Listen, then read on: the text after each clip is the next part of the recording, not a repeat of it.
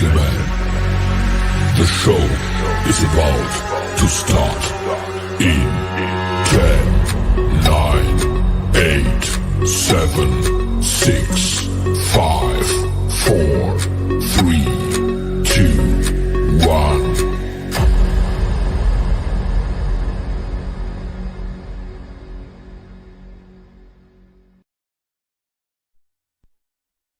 In a world full of idiots, two men stand out among the rest. Those men are part of a special division known as the Special Dummies Unit. These are their stories. I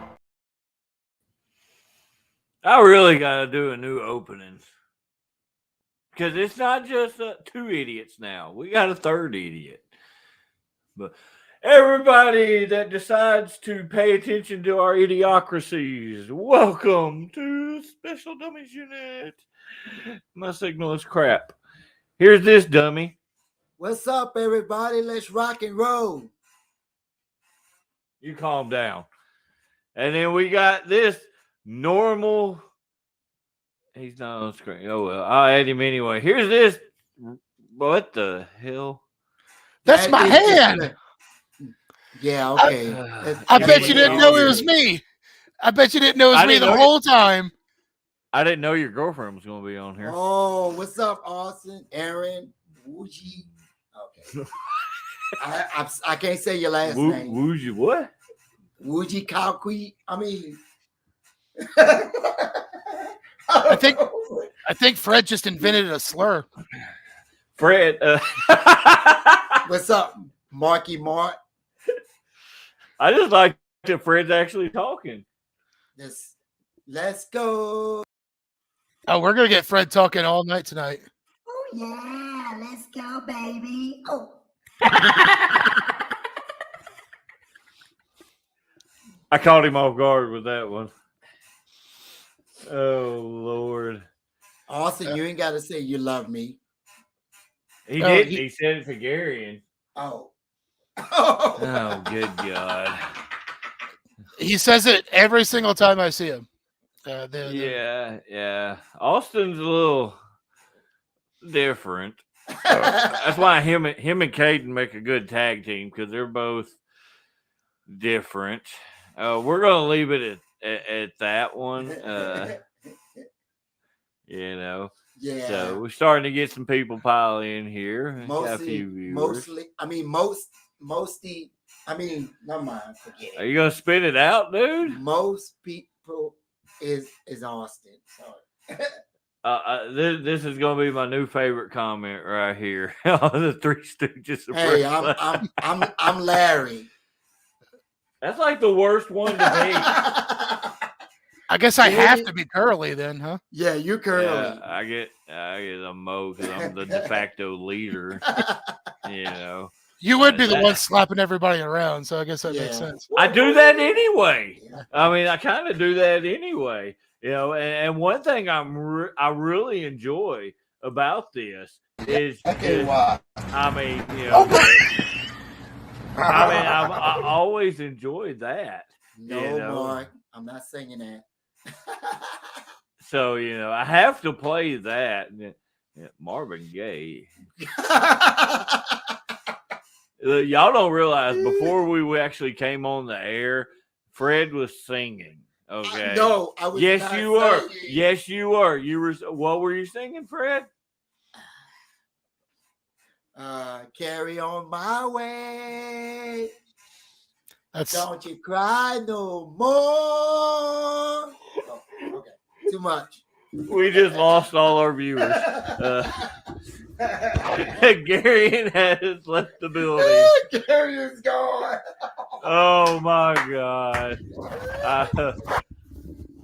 Okay, explain this number one in Boogie Town. Come on. Oh, that's a SpongeBob reference, so that's why you may not know. SpongeBob SquarePants, SpongeBob. We're home. Oh. What did you put in his drink? What is up with Fred tonight?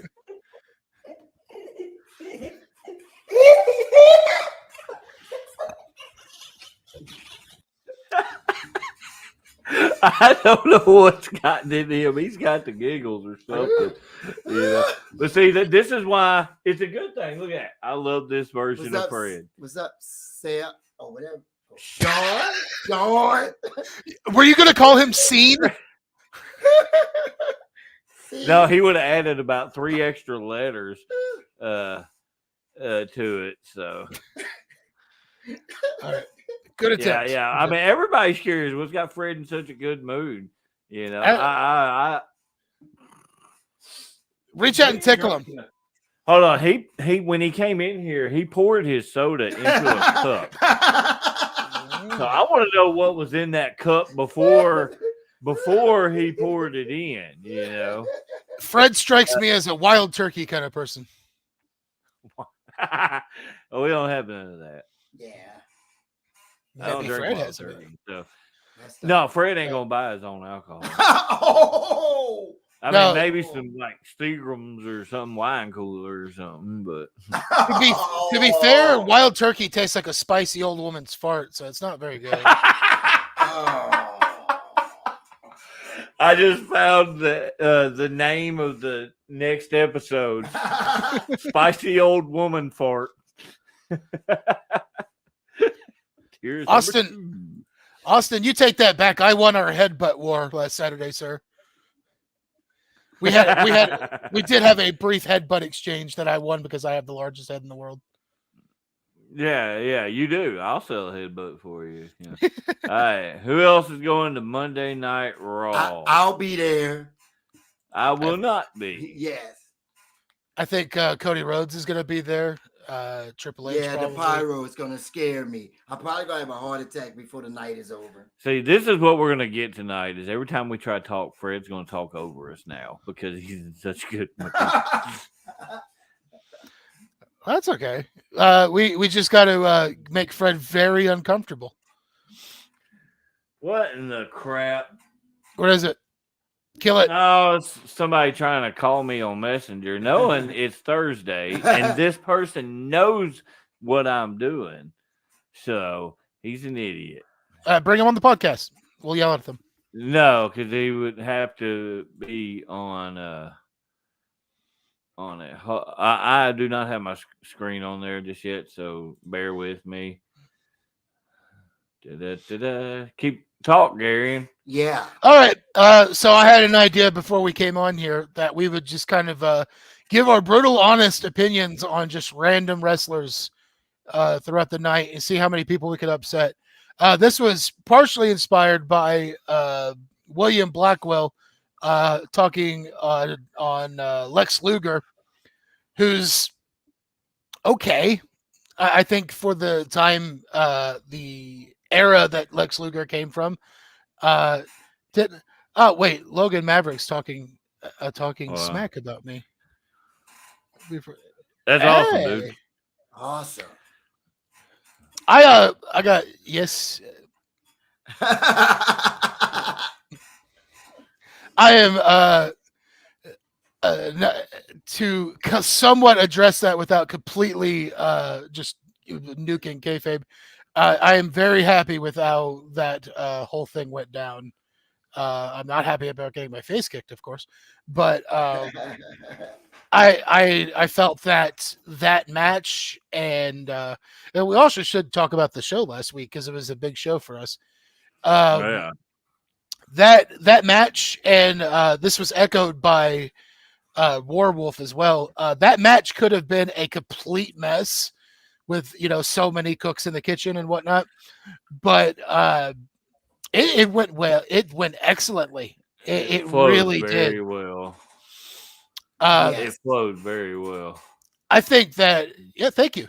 I think both of the eight-way tags went well because the yeah, and they both offered something very different too. Because ours was a definite more serious affair, but the other match was extremely entertaining, and neither got too messy or too busy. So I think a lot of times when you have that many people involved in a match and it's an elimination style thing and all, it can turn into a complete cluster pretty easily. Cluster fluster. Right. Uh, So yeah, as, it could have very easily. So and as for what your contributions to Saturday night were, you were in a ladder match against the new OCW heavyweight champion Bobby Rush. Almost yeah. died. I did. So- that was a pretty rough deal. The fact that you walked away from that without some sort of like you didn't have like a, I was expecting like bust out the crutches for you kind of stuff, but you kind of came out of that in better shape than I expected you to. So I was nowhere near hurting the way I expected to. To be honest, I believe I did have a low grade or minor concussion. Because Sunday, I was talking about how my head was hurting all day long. Monday, I could barely even have the light on in my room. Man, I couldn't see straight. I ended up calling in sick Tuesday because I could not sleep. My head was pounding. So, it was crazy. what do you think that was from? Just because I probably jiggled my brain off that ladder bump. Gotcha. So many big show, multiple. Oh yeah, most definitely, man.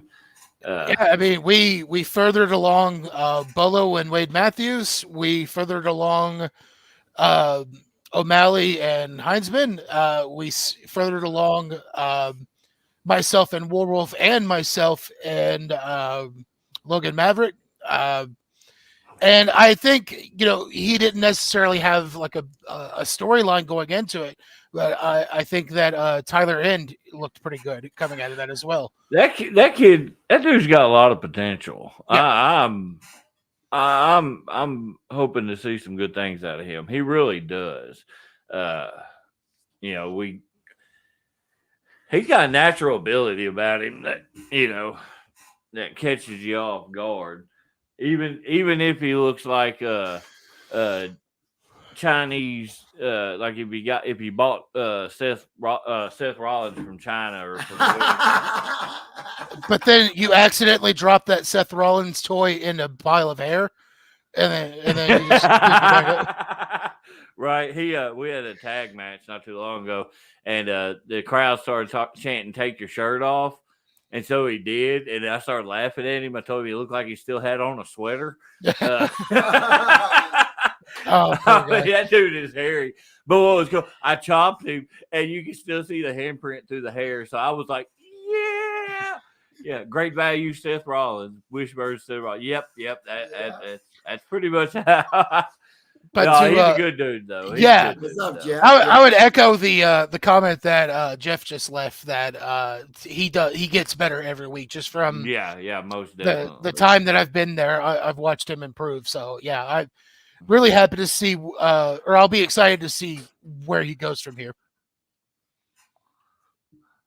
No, Fred would explode it. Hey, now, that's actually legitimately that's a running joke in our household. Years ago, my daughter had a beanbag chair, and Fred jumped and sat on it, and that son of a gun exploded all over the room. Actually, I jumped over it, and somehow I fell on it. You still jumped on it, and it exploded. So this was his version.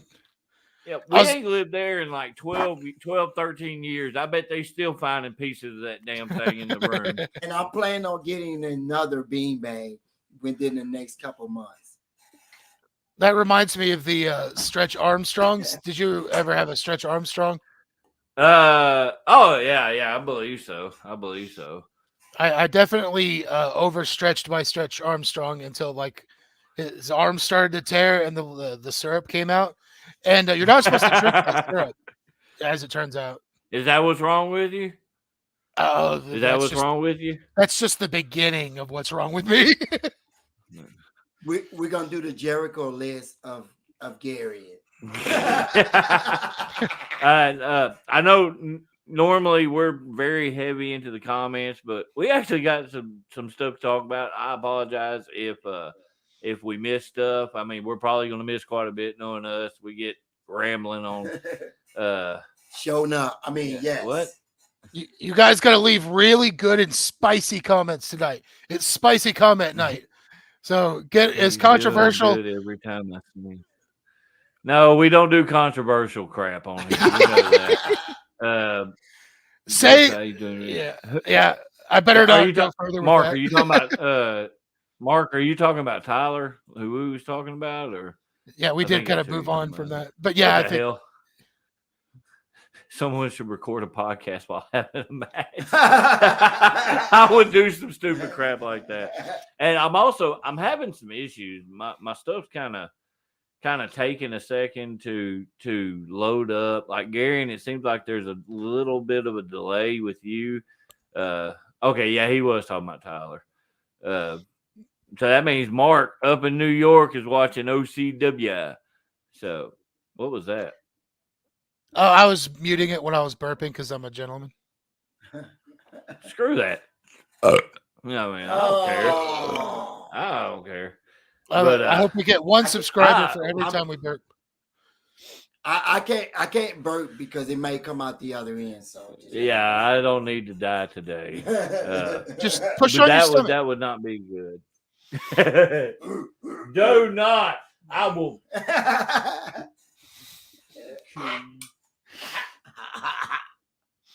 But yeah, that makes no sense. Yeah, Windows XP. What? I think I got like 11 or something. I just don't have a very good internet source. My internet is not very good, but where we live, I live out in the middle of nowhere, and I just can't get very good internet. Like to be able to do this kind of stuff, I have to like disconnect stuff from the internet so that way it doesn't cut out. You know, that damn dirt dauber. Amish Wi-Fi. Amish Wi-Fi. Amish. So yeah, so in order to get Wi-Fi, Fred has to go out and churn to get signal. Churn butter, Fred, you dirty-minded person. I don't know where I was going. I went dirty on that more, but oh Lord have mercy. Owen, I don't All right. know. Are we? So let's get into it. Let's do our spicy opinions. Are we ready for this one? I guess we could just like throw out a wrestler and then we'll all just kind of like pile on and try to ruin their reputation, or not really. You know, be honest. We're gonna be honest. We're gonna actually be honest. You said something about Luger earlier that you wasn't a big fan of his. No. So I think Luger is because I also take into account the era that he came from. And I think that he was a good wrestler for the era that he came from. Right. I think he was poorly booked in the WWE in the time that he was there, so that really didn't help him. Well, they tried to make him another Hulk Hogan. Precisely. And the Lex Express and all that. The narcissist gimmick thing was good for him. Narcissist. So, but yeah, like right here. Overrated. I completely agree with that. You know, I was at the time because, you know, when I was younger and all, I was like, oh yeah. But like, you know, when he did the whole thing with the Lex Express, I was just like, and then WCW, I think he was booked pretty well, but I was never a real fan of his. So for the knocks against him, that dude was, and I don't know, because you could also say that like for some folks, their finisher was almost more over than they were. The torture rack was over as hell. Oh, dude, I remember grabbing like buddies of mine and grabbing them in the lunchroom, because I was this size when I was like 12, so I could do that anytime I wanted. And I'll give you another thing, because I think it's looking like I got a little bit of a more positive opinion of Luger than a lot of people do. he was one of the earliest examples of a heel teaming with a baby face with his storyline with teaming up with Sting. That was one of the earliest examples of somebody doing that, where there was even this bit where they would come to the ring, and anytime Sting was looking at Luger, he was smiling and clapping hands with people. And as soon as Sting would look away, he'd be and looking over at like Jimmy Hart and being like, I hate this place. Like he understood the assignment. Yeah. He understood. Yeah. And Chase, we're not discrediting like his work ethic or nothing like that. We're just giving our opinion that we personally he was like, not everybody's going to be a fan of every wrestler. I told you it's going to get spicy in here tonight, baby. Right. But I'll end it basically with saying that Luger, I think, was 40 horsemen. I think Luger was definitely in the right time for what his abilities were. There's one other thing I'll note too, and anybody that's watched the OSW podcast, he had this funny thing that he did that whenever he sold, he would always yell like just a random noise every single time. So he'd get hit and be like, ah, ah, eh, ooh, ah, every time. Like anybody that just tuned in with you doing that noise, like, what the hell are these guys doing? But yeah, that's my really long-winded opinion on Lex Luger. It's getting spicy in here. Oh yeah, that's what Gary said he wanted. He wanted it to get spicy. No, I'm. All right. Well, one of mine, but I'm gonna get you cranked up like modern day wrestlers. Okay. Who? I'm asking you. Oh, you want me to throw one out? You want me to throw one out? Okay. Hold on. That bionic forearm when he had the metal plate. That was a fun gimmick. I kind of like that. I want to say that I have like a metal like toe, and then just like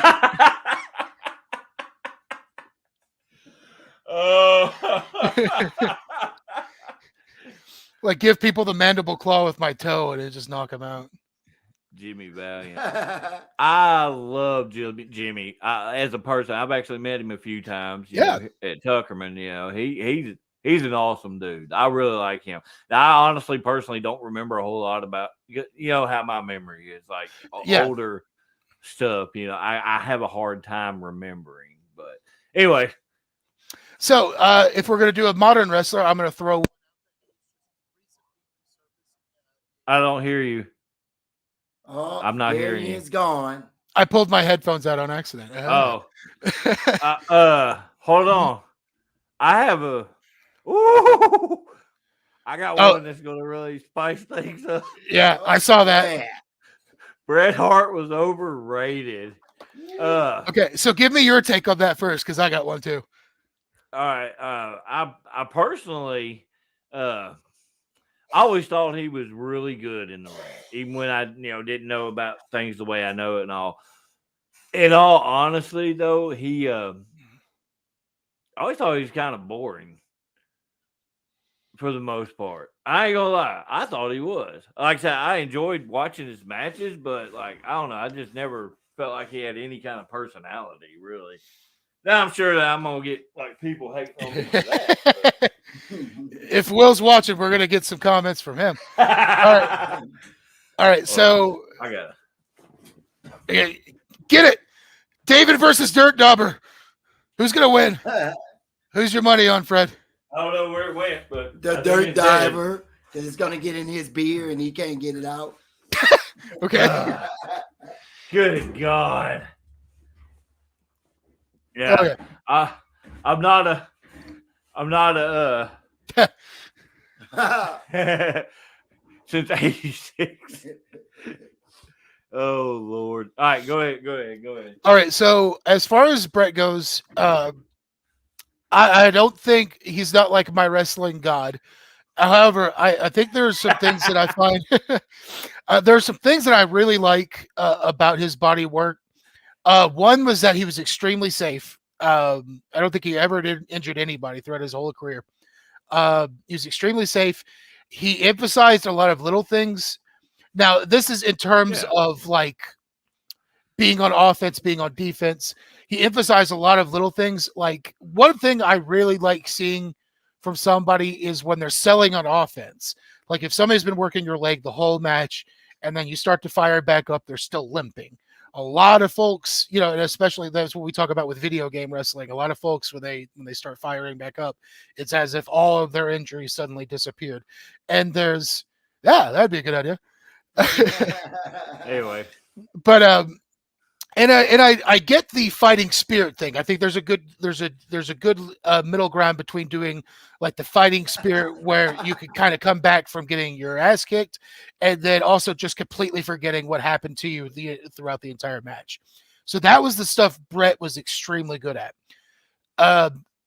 Brett didn't, I don't think, as far as a character goes, Brett really didn't find his footing on that until like 1997. When he started getting like really bitter, and then he just added that to his character, and then that worked because at that point they turned him heel. So that I think was his weakness, is that Bret Hart was always Bret Hart. There was not like a whole that could have worked. I think then too, you know, it bummed me out what happened to Owen after Bret left, because he got buried. Unfortunately, well, like Brett's whole time in WCW really, it wasn't good. Really, the only thing I really can remember is the steel plate under the jersey. Yeah, and the spot where he got kicked in the head. That's really all I can remember from it. You know, he had a match with Sting that should have been a match that everybody was talking about 20 years later. And it was a good match, but that's all it was. It was a good match. And granted, I don't necessarily think that Sting is on Brett's level in terms of like in-ring work, but it just didn't. Sometimes you get two good wrestlers in a ring and it just doesn't click. I remember thinking that about the CM Punk Chris Jericho feud. That I was like, this is a good matchup, but it's just not. I don't think they really ever hit their magnum opus, I guess, in the ring. So that's where I fall on Bret Hart, is in terms of doing the little things right and safety of his opponent, which is another thing that I think that's kind of slid a little bit in more recent years. I think he is extremely admirable.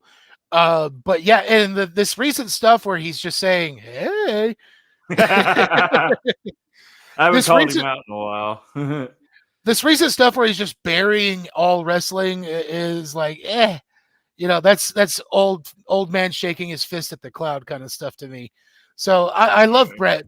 I do love Bret, but it's like, come on, man. I don't think he's necessarily hurting his legacy, because Bret's always been bitter. But right, he has been. Again, we're doing this spicy honest takes tonight, baby. But yeah. But yeah, Lord.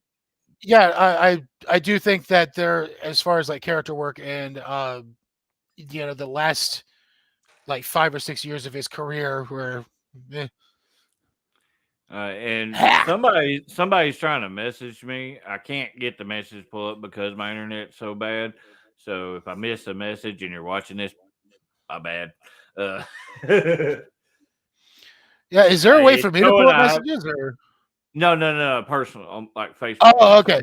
Gotcha. My thing is showing that I've got a message, but it won't pull it up. Yeah, it's stupid. But so anyway, I know what your modern is. We talked about it earlier before we got on here. Go ahead. Oh, we were wanting I was going to pull up a different one, but yeah, let's do this one, because I think this will, as far as you go, this will definitely be one of the spiciest ones. We need Matthew Wade on here to be listening to this. All right, so Adam Cole, baby. Let's hear it, David. What you got? Man, I'll just be honest with you. I'm not a fan at all of his. I mean, it's not discrediting his ability. It just for me, there's nothing about him that grabs me. I mean, like saying he hadn't had any decent matches or anything like that, or good matches. He's had some really good matches. Yeah. For me, it's just like I'm just not a yeah, there you go right there. I'm not a big fan of his. I never have been, like when like recent AEW brought him back. What was it? Not this week, but last week. Yeah, I made a big deal about his match with Garcia, and the match was good, like that. But just something about him just doesn't click for me at all. I was just like, this is just kind of meh. I just upset a whole bunch of people, probably. So I do have some similar opinions on him along those lines, because we've talked about this before. It's not enough to be a good or even a great wrestler anymore, because there's so many, and television's wall to wall with wrestlers who could easily do 10, 15, 20 minutes of very entertaining wrestling. So I think one thing that I will just honestly say about Adam Cole is he's not a main eventer. I think he's a very good utility player. He's a part of one of my favorite trios matches of all time. In PWG, it was him and the Young Bucks versus Ricochet, Will Ospreay, and Evan Bourne, Matt Sydal. And that match was one of the most fast-paced, just entertaining, crowd-pleasing trios matches.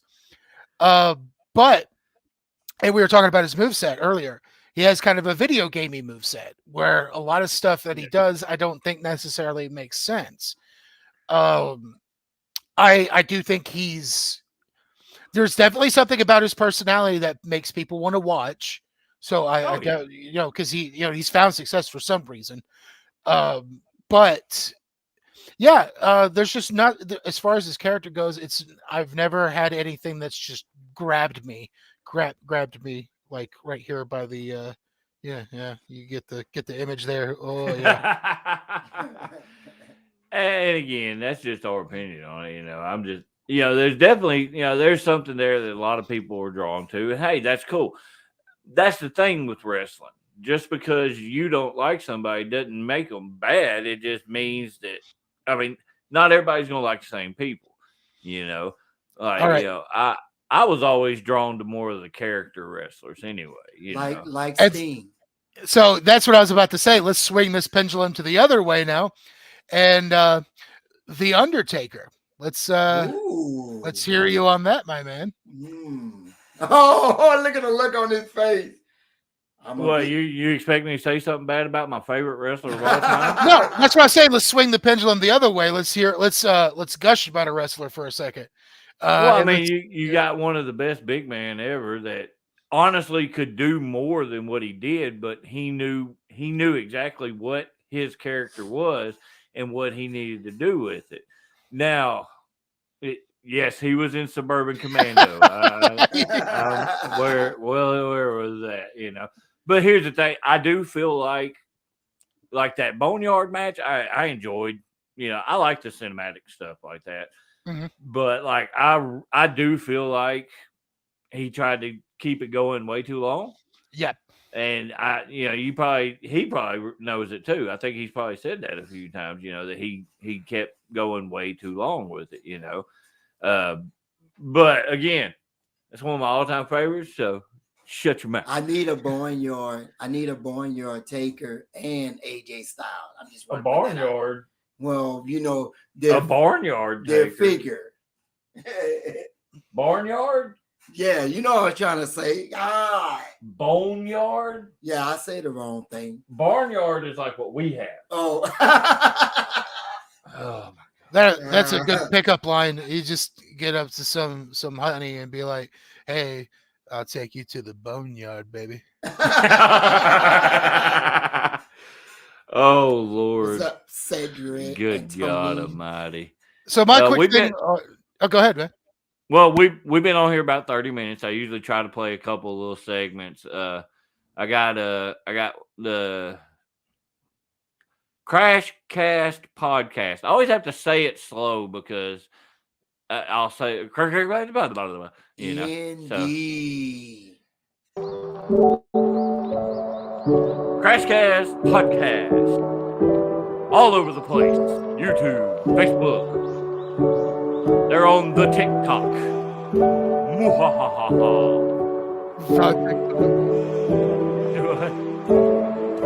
Go subscribe to them, people. I found them on Instagram too.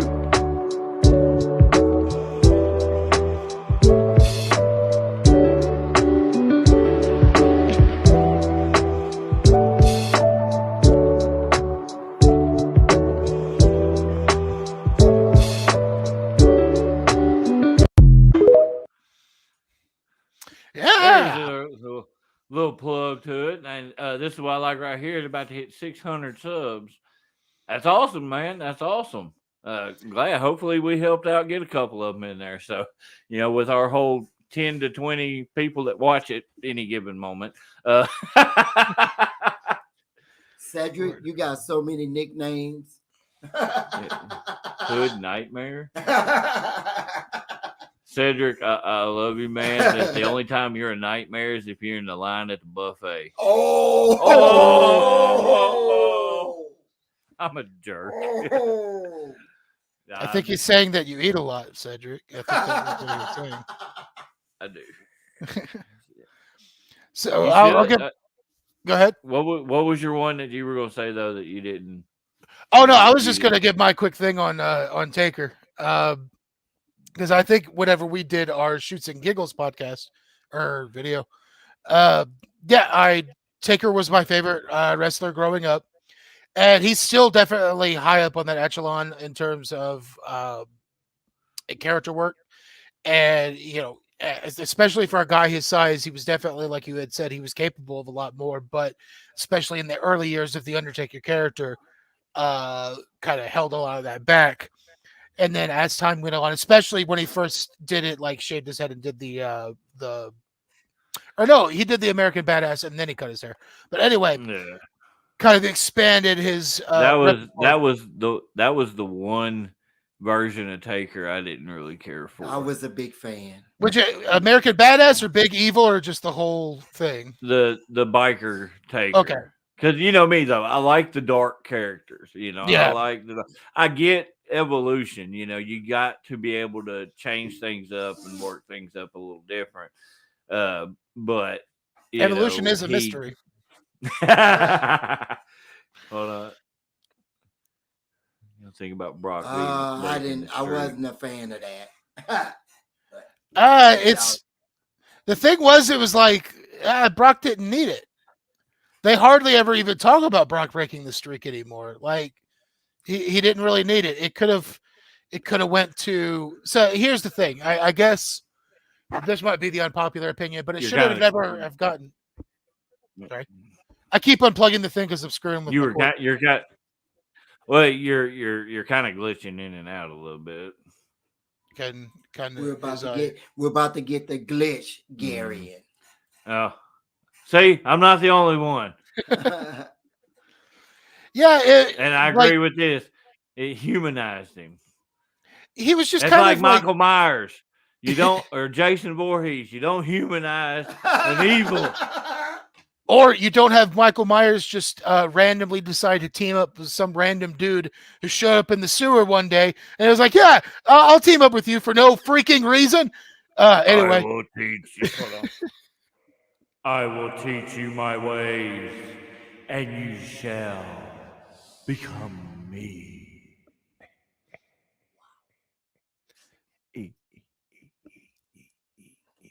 Oh, I was anyway. And then Jamie Lee Curtis.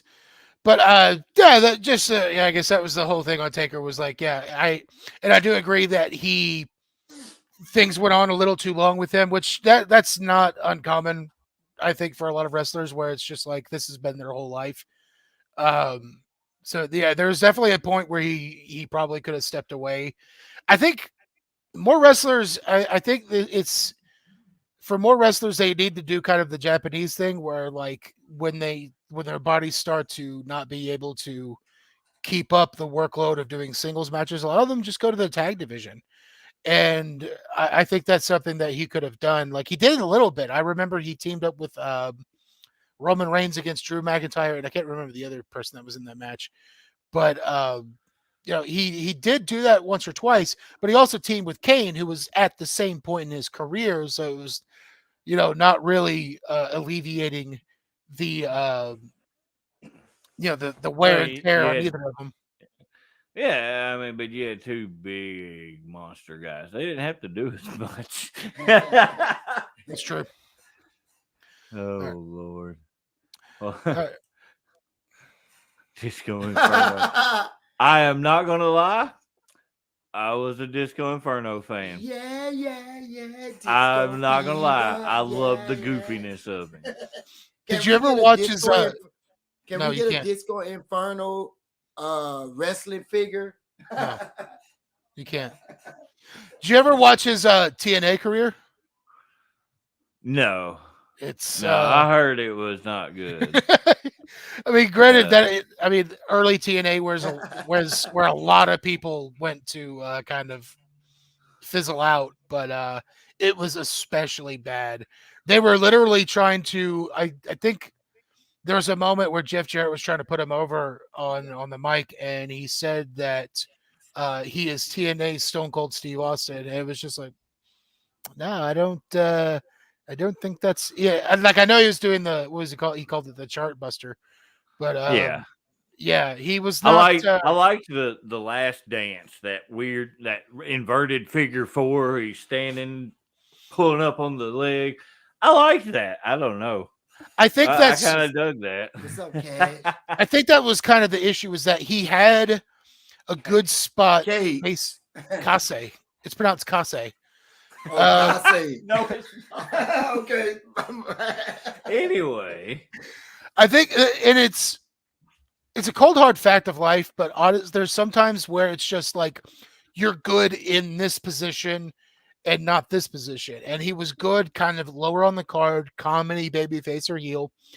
And as soon as, you know, he tried to be a main eventer, it didn't really pay off. He was also in Wrestling Society X, I think, wasn't he? Did you watch that? Yeah, but I can only remember bits and pieces of it.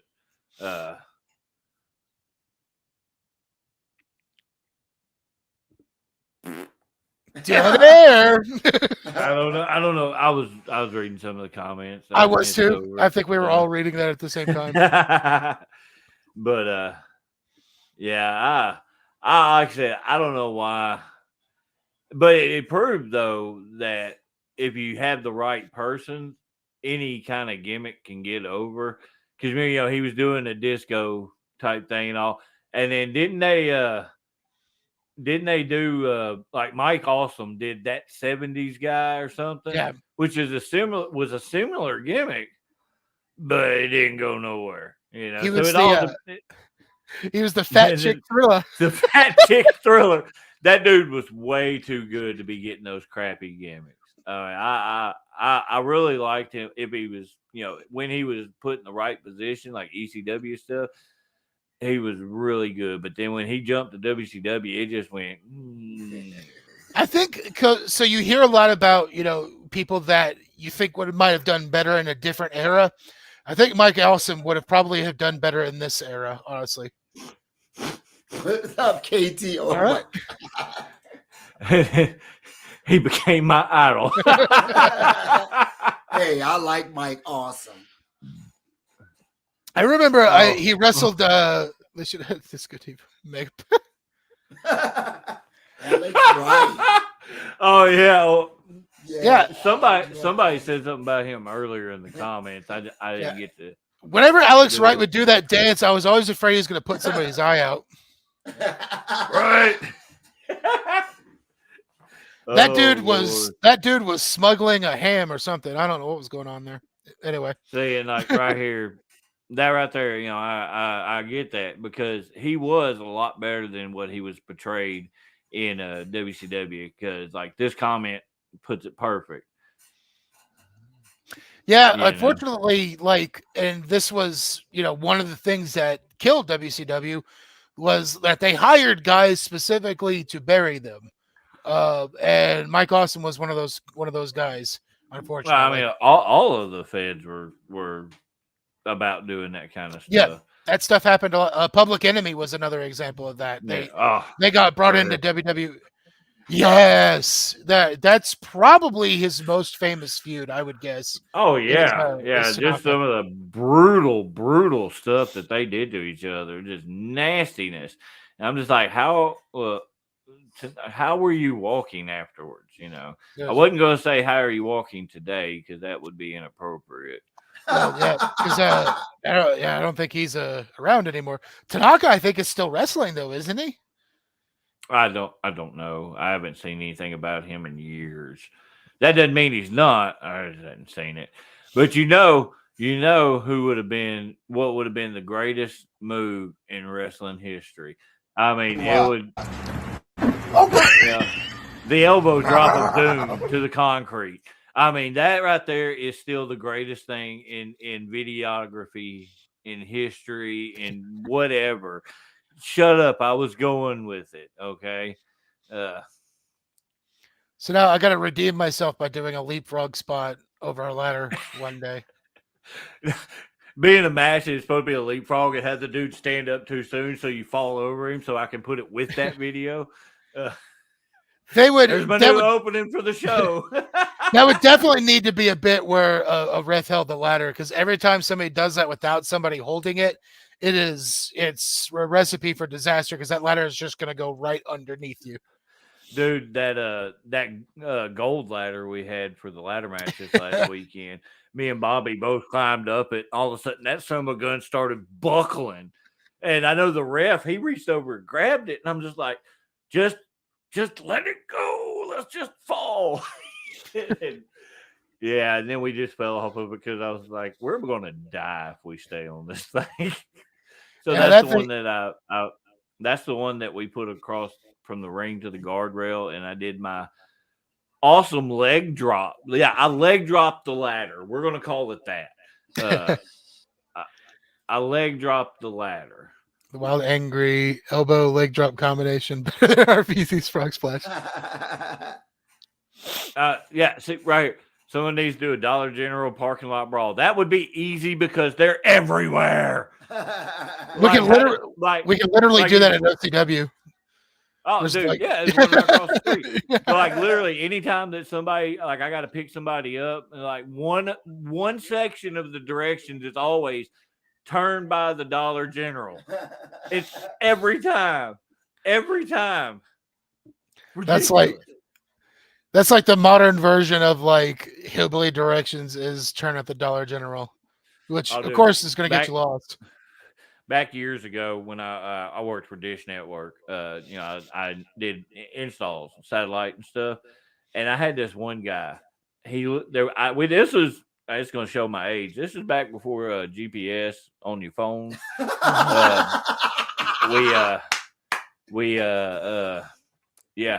Anyway, he told me, he was like, you're going to drive some more, and you're going to drive some more. And then you're going to think you're lost, and you're going to keep driving for about another 20 minutes. He goes, and you're going to turn left by this old barn. You're going to drive down. You're going to see a broke down Ford. You're going to take a right by it. You're going to keep going till you see a broke down Chevy. This dude had every truck imaginable, I think. Turn by it. And then there was 3 more turns next to broke down trucks. And then we got to his house, and it's this old cracked out double wide trailer. And I walk in. I'm like, oh God, this is gonna be horrible. And it was nicer than any house I'd ever been in. But anyway, the directions were turn by the. I was waiting for him to tell me turn by the dead deer next to the dead hog hanging from the tree. Go past the wood grain PT Cruiser, like this dude said. Right here. Turn at the first Dollar General. If you hit the second one, you went too far. That's literally 5 miles from each other. There's one on each end of Atkins now. So, jeez. We need to build one in our backyard. Yeah, because Josh was about 3 foot wider after he got squished. I'm just or kidding. either that or like he nearly killed himself doing hurricanranas on me. There was that too. right. No, I had a Lord. similar experience of like getting super lost in the woods because I can't remember if it was I think it was my mom that was I was going to a girl's house and I was like 13, 14, somewhere around there, and got like super ass lost in the middle of the woods trying to find this girl's house, and ended up like being like 2 hours late or some shit. It was horrible. And that too, when you get lost in the Arkansas woods, you just think a left turn is going to get you killed with a chainsaw and a cannibal. Like it's Oh, dude! horrible. Back in the day, when we first built the ring that I have here that I work out in and all, had a buddy of mine wanted to come out and see how it felt and all that stuff. And this dude was like 6'5", about that big around and Mexican. And when he pulled up to my house, he goes, "Man, I'm just waiting for the banjos to start strumming."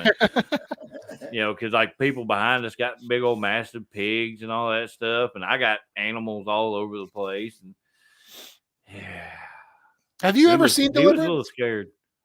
Do what? Have you ever seen Deliverance? No, I do not. I have. No, I've not. I doubt I will ever watch that movie just because of the stigma behind it.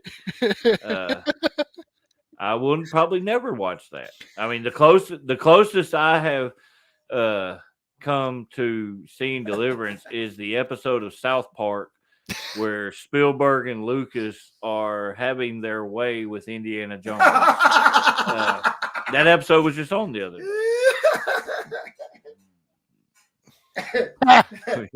That's true. Fred hears that all the time. The left turn is the chainsaw, right turn is the cannibal, straight ahead is the bears. What the hell? Oh, good God. This conversation has gone all over the place, Oh, Lord. We'll go back to doing spicy takes. Well, before we do that, let's go ahead. We're close to an hour. Let's go ahead and do the Vino's commercial. Vino's! Rock and roll! Look at that ugly guy with the glasses.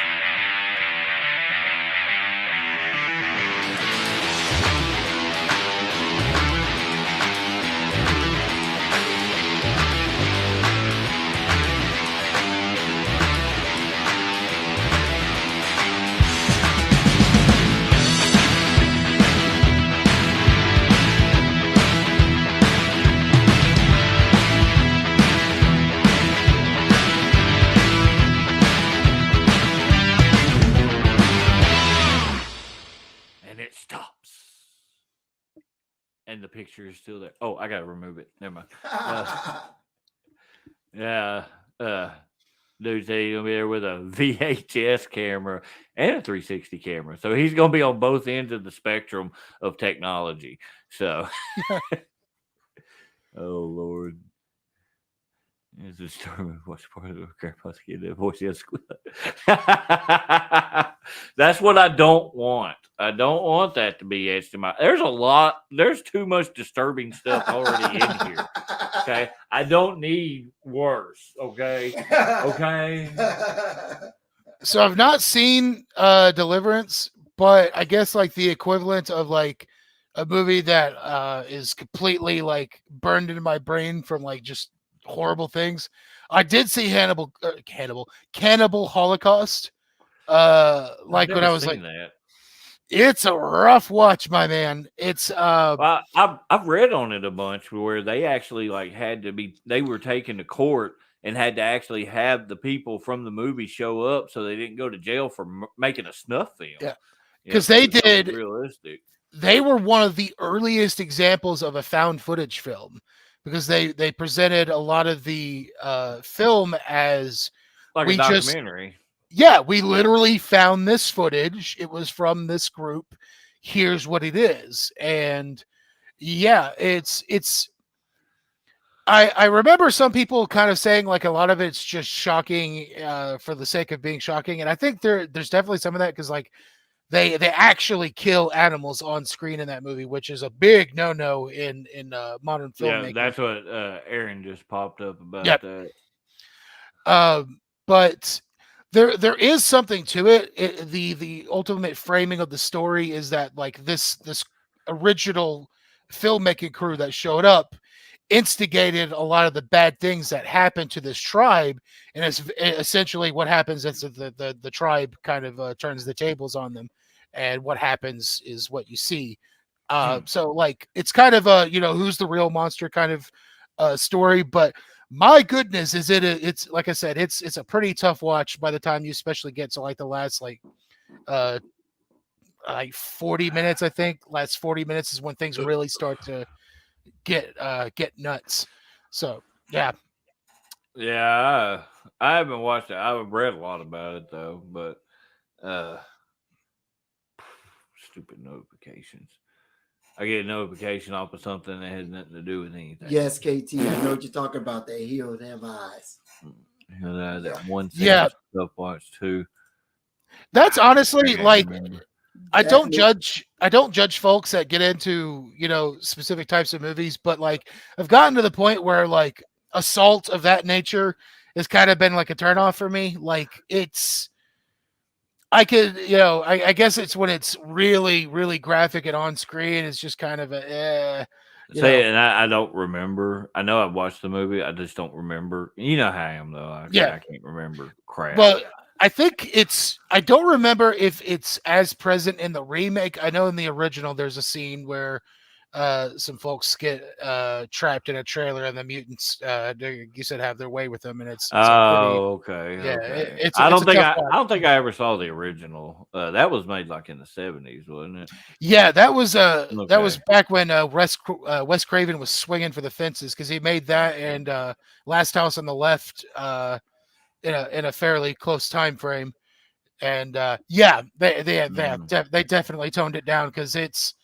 Let's say there's definitely in modern filmmaking, especially like more mainstream stuff, you don't see that kind of stuff in it nearly as often, which is fine. Dude, that's a good movie. Yes. The original Wicker Man's awesome. I've seen the one with Cage. I haven't seen the original. The Cage one is just it's Nicolas Cage being Nicolas Cage. So, but. I actually legitimately would love to be like in a horror flick or something, I'd love to do some kind of acting, but I probably suck at it. So no, we're gonna make See No Evil Part 3 with you.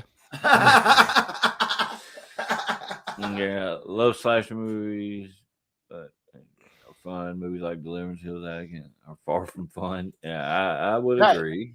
There are definitely endurance tests rather. I had a phase in like my early 20s when I you hit 21 and you go, I'm gonna drink all the alcohol in the world. So I did that before 21. So I had a phase where I was like, I'm gonna seek out like the most extreme horror movies, and so I got into a lot of Japanese horror movies, which I think to this day I can still watch a lot of those because like they're extreme but in a different kind of way. Yeah. Whereas like the worst ones I remember seeing, Cannibal Holocaust was one that, and a lot of the stuff is just burned into my brain forever. So like that, I saw a series of films called August Underground, which are, I don't recommend those. And the specifically the second Human Centipede is just unpleasant. I watched the first one. I couldn't watch any after that. I it was gross, but just to me, just ridiculous. I did not enjoy it at all. I was not entertained. So I'll give you what the first one was. I think I expected it to be a little bit. Yeah, hey, get with me. We'll do some stuff, man. Yeah. And then this Ichi the Killer is like a fever dream. Yeah, that's a Takashi Miike. If hell, I can't think of a specific example of any of his movies right now. But yeah, he's a prolific filmmaker. He's made a ton of like Japanese horror Japanese movies. horror. Yeah. Okay. What the? That's great. That's a King of the Hill. That's great. That boy ain't right. What the? A lot of horror covers better than Beaster Day, Beaster Bunny were bust. Thanksgiving was kind of funny. Okay, so that's an old friend of mine. So I'll tell you the story about this. Hey, Stephanie, he just called you old. I guess technically, yeah, we're like the same age, so I'm old as shit too. Anyway, Shut up. so I started watching the second Human Centipede in a room full of people, and she was there. Her fiance at the time, like our roommates, room full of people. About halfway through the movie, I'm the last person in the room. Like people just start dropping like flies in during this thing. Like, whereas the first movie kind of had like, admittedly, a very dark, but it was like kind of a sense of humor to it because it's an absurd premise. The guy that's playing the scientist is being really over the top. The second movie is the premise of the second movie is an obsessed dude who watched the first movie and tries to recreate it in real life. It's shot in black and white. Is that the one where like the clip from it, the prison scene where there's like 800 of them all attached together? That's the third one. Oh, okay. The second one, I legitimately don't know how much of the second one you could show on anything. It's that far in that direction. I can't even. Wow. I don't even know if on YouTube I can describe a lot of what happens in that movie. I will say. Remember, we're on Facebook too, so yeah, like I can't even. Something bad happens to a newborn baby. Like yeah, it comes to kids. I like even zombie movies where there's a kid that's a zombie. I can't hardly. It's that. insane. What? Fred does need his own anime. What's the opposite of One Punch Man? I ain't got no shins. Fred, say I killed Fitty Man. No, I can't say that. You can't say. I'll give Facebook ban. Oh Lord. Oh my goodness. Oh, Smile. Oh, that movie creeps me out. Woo. Yeah, Smile. That movie's genuinely creepy. Yeah.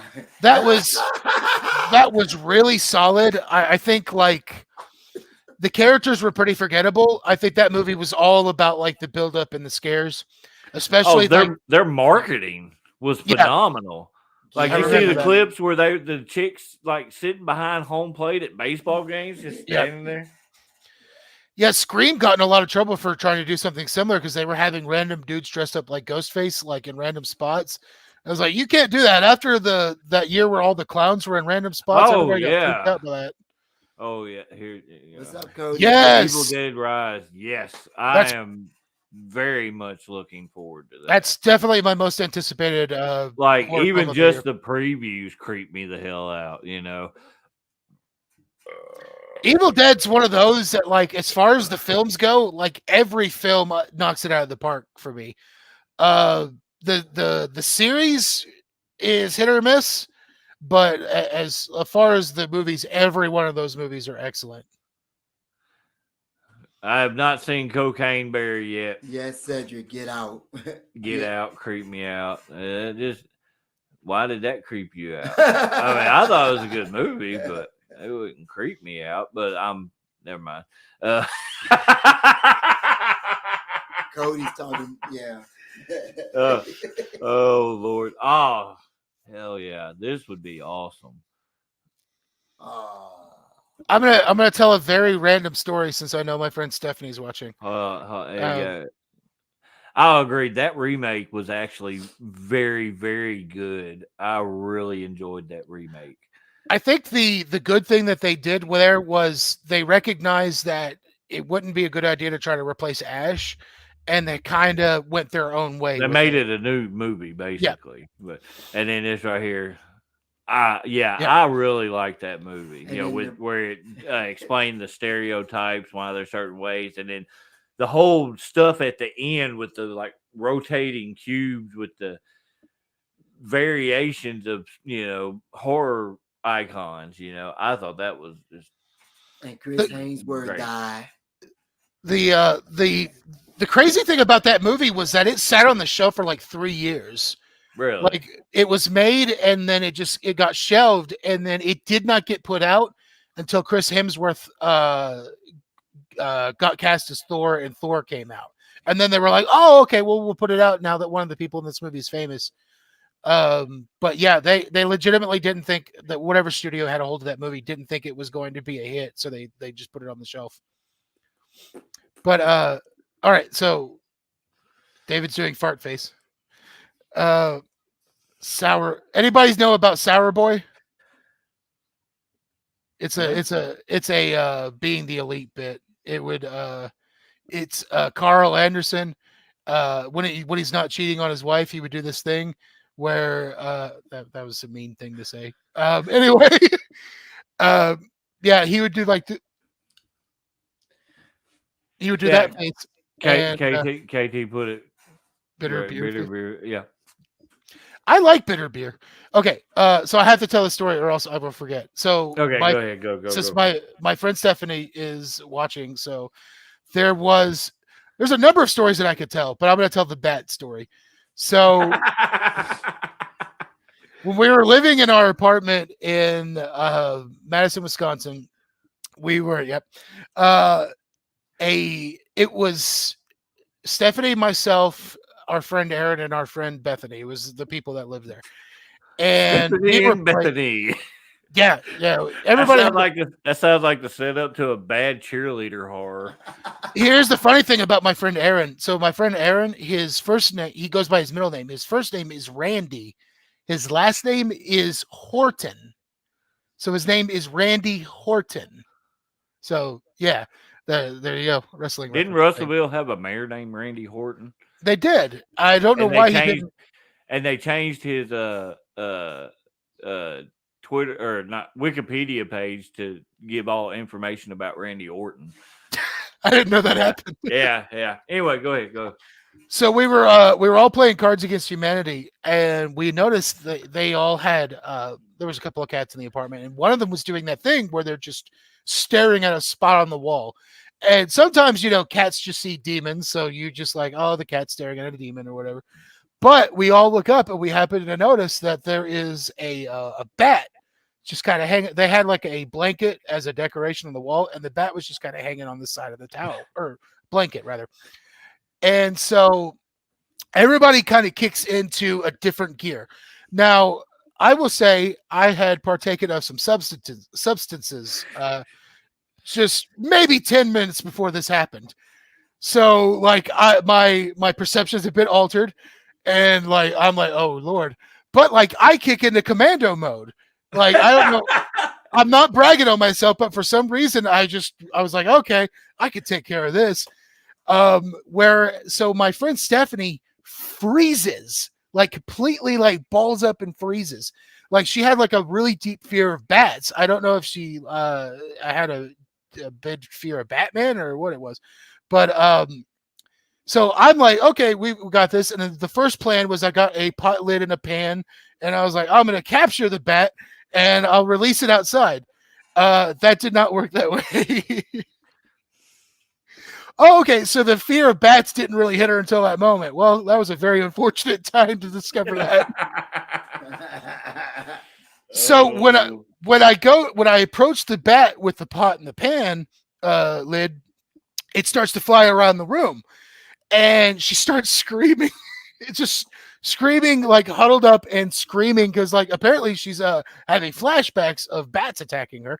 So, like, I have to, like, somebody's like trying to usher her out of the room. I get a broom, and finally, like, I start kind of like, I'm not going to hit the bat, but I'm trying to like encourage it to go out the door. There you go. There's a Fear and Loathing reference for you. And so I finally get it into the hallway, and this is the moment that my friend Bethany chose to go outside for a smoke, and she closed the door. So I yell, "Who closed the door?" And I'm like trying to get the bat out the damn. She's like, "Oh, I'm sorry." She finally the bat flies out, and Garion saved the day. So that was the most badass moment I ever had, and that's as high as it gets for me. That's great. No. Bat Gary. Tears never. There you go. That's the bat story. Bubble Boy. Just for that. Anyway. That was a good movie. I had to get ready for a second for saying something stupid. I wouldn't say anything stupid here. I'm a good boy. I love you all very much. Why? The Fred laugh at the end makes it even better. I want us to Are just you play that happy? video of Brian punching Fred, and we could play that over and over again. Oh, at the show at ASWF? Yeah, I don't have that clip. It looked good too. And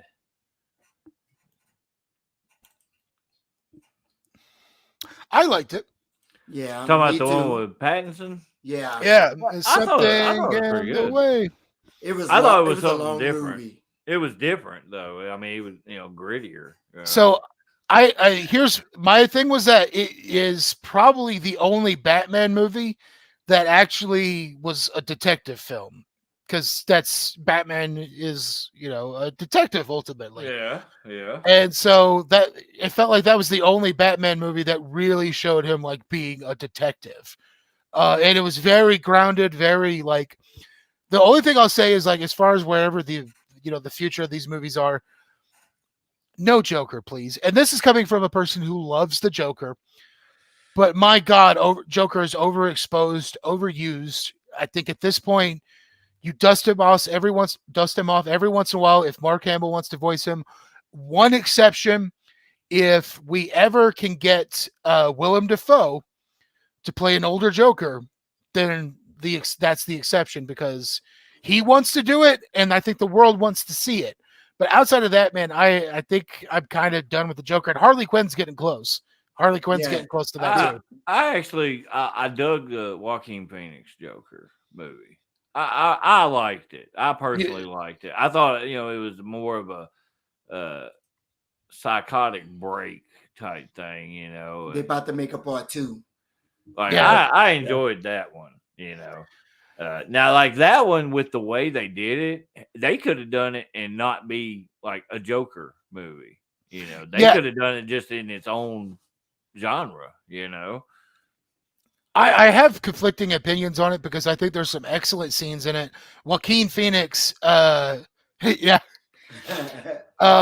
Phoenix acts his ass.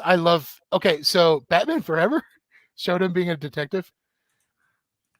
I don't remember much about it. All I remember about Batman Forever is Tommy Lee Jones and Jim Carrey scenes. I don't remember anything that Batman was doing in that movie. Oh, and there's that really silly scene where Chris O'Donnell, he plays Robin in that film, and he's doing laundry. And so he's getting the laundry out, and he's doing it in a cool way. He's whipping his socks and his shirts around, and he's squeezing the water out with his foot. And there's a whole scene of Robin doing laundry. Is that the one that was Clooney? No, this is Val Kilmer. This is the Val Kilmer. Oh, Batman. it's Kilmer. I can't remember. Yeah, Clooney is Dr. Freeze and Poison Ivy. That's the one where it's like. What? I didn't know about that last part. That's interesting.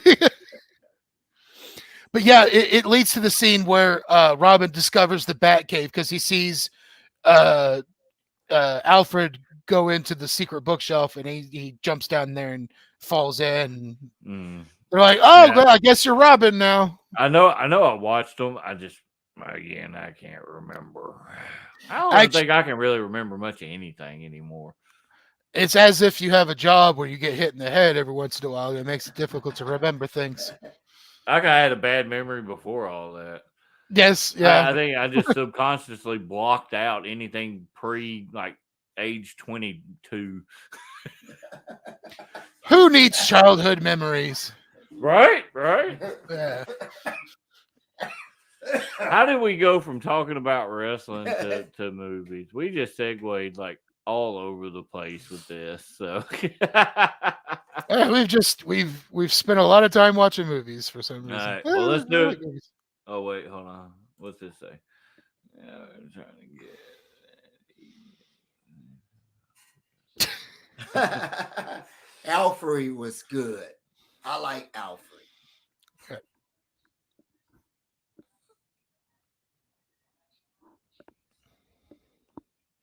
Oh, dude. So yeah, he's talking about Twisted Metal Black. There's a whole awesome storyline in Twisted Metal Black where it's suggested that the entire thing is taking place in one of the characters' mind. Oh, okay. It's an awesome game. Oh, okay. Yes, Jamie, we got a childhood. I told you I was born at the age of 7. Fred was like number 10 of 11, so he just walked out anyway. Full grown, well, partially grown man. He still ain't full grown. Had room to twirl a cane. What?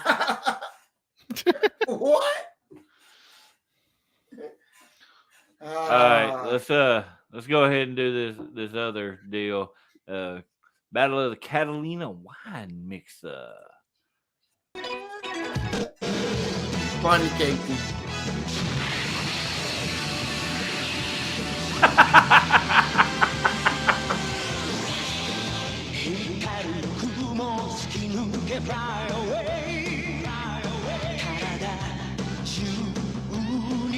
You're an idiot.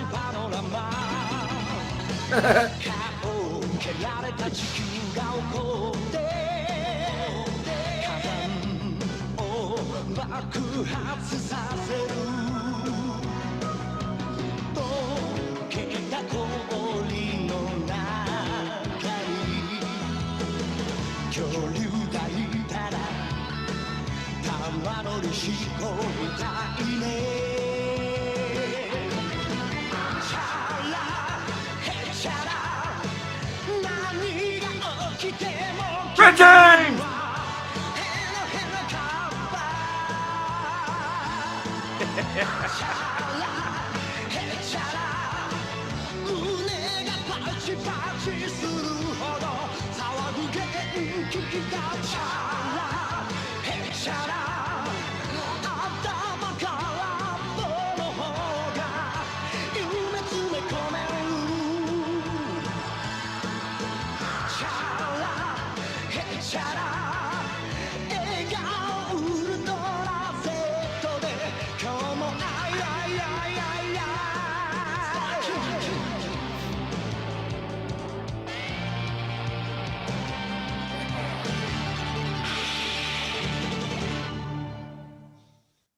Yeah.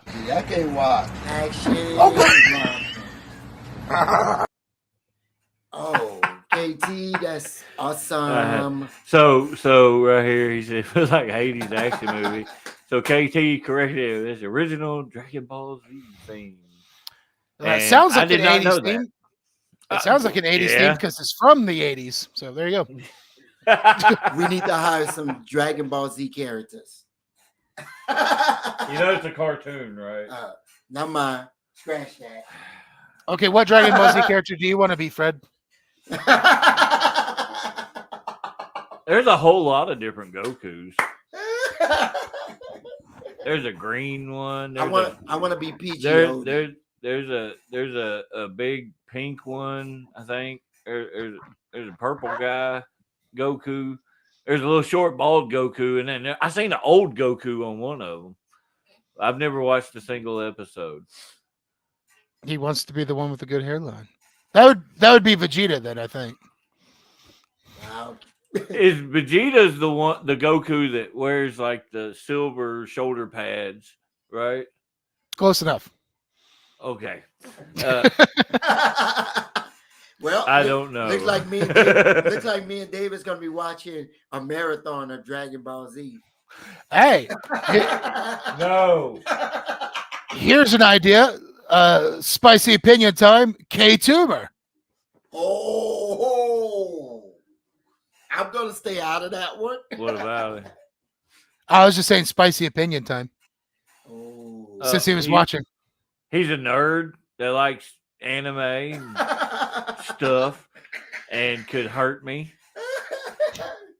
I can't say anything because I my first match at OCW I wore socks with Frieza on them. So The last one you had the Harley Quinn socks and it looked I like did. shit. It was like Harley Quinn with Down syndrome. Oh, that was I horrible. almost got into a subject. That was horrible. Of wrestlers that wore the worst. You can. The wrestlers that wore the worst socks or gear. I was gonna get into that topic, but I'm not. Fred, what gear would you wear if you were the best wrestler in the world? What gear? Oh, Yeah. What would your gear be? Would you dress like MVP? I told Cedric I'm gonna do that one day. I'm gonna buy a blue Power Ranger suit, and I'm gonna wear it. Yeah. Wasn't 'cause- the blue one the nerd? You have to be intelligent to be a blue one. Oh, the Joker sock. Oh, Yeah. that's David. I got a ton of different weird socks. I need to actually get because I kind of like the look of just the like the single stripe or double striped on the socks. So I need to get some of that stuff. Some of the old school ones. Yeah. Hey, I got some of them really tall white ones. You can just paint your own lines on them. If I ever find some Dragon Ball Z sock, I'm gonna wear them to the Dude, show. we have seen them 1,000 times at Walmart. All right, I'll make sure I'm getting some, KT. That's for you. Make Dragon Ball Z Socko. Oh, Mr. Sacco. KT, I don't know if you can hear me, but it's showing your stuff's not Heisman, connected. you got Scooby Doo socks? That's kind of not mine. Oh, Scooby. Lord, Scooby-Doo. El Dino. Well, So- you. I remember as a kid, I watched a lot of Scooby Doo, and I remember absolutely hating Scrappy Doo. I don't know if anybody else felt that way. He was annoying as It's crap. I wanted to Scrappy murder him. Doo. That's why they made him the villain in one of the Scooby Doo movies because he sucked. Really? No, in one of the live action Scooby Doos, he's inside of Mr. Bean. Let me explain that. The villain is played by the guy who plays Mr. Bean, but then it's revealed at the very end of the movie that it was actually Scrappy Doo inside of a Mr. Bean costume. Rowan So- Atkinson? That's the one. But My- I'm just gonna call him Mr. Bean. My favorite Right, would that's what he's always best known be Johnny English. Not Scrappy. What? Not Scooby. I can't think of his name. Garfield. Scooby Doo's best friend. What's his name? Schlaggy. Swaggy. It's Shaggy. Shaggy. Why did I say that? You just put Gary in out of commission. You just put Gary in out of commission. I'm sorry. We got to bring him back to life. Okay, why? I will You know, play that's- that video a million times. That's still not the most embarrassing. It's probably the most embarrassing video that somebody has of me. That's not the most embarrassing picture. Because I saw that Stephanie is still watching and commenting. She still has somewhere, and I politely asked her to not post these because she thought about it recently.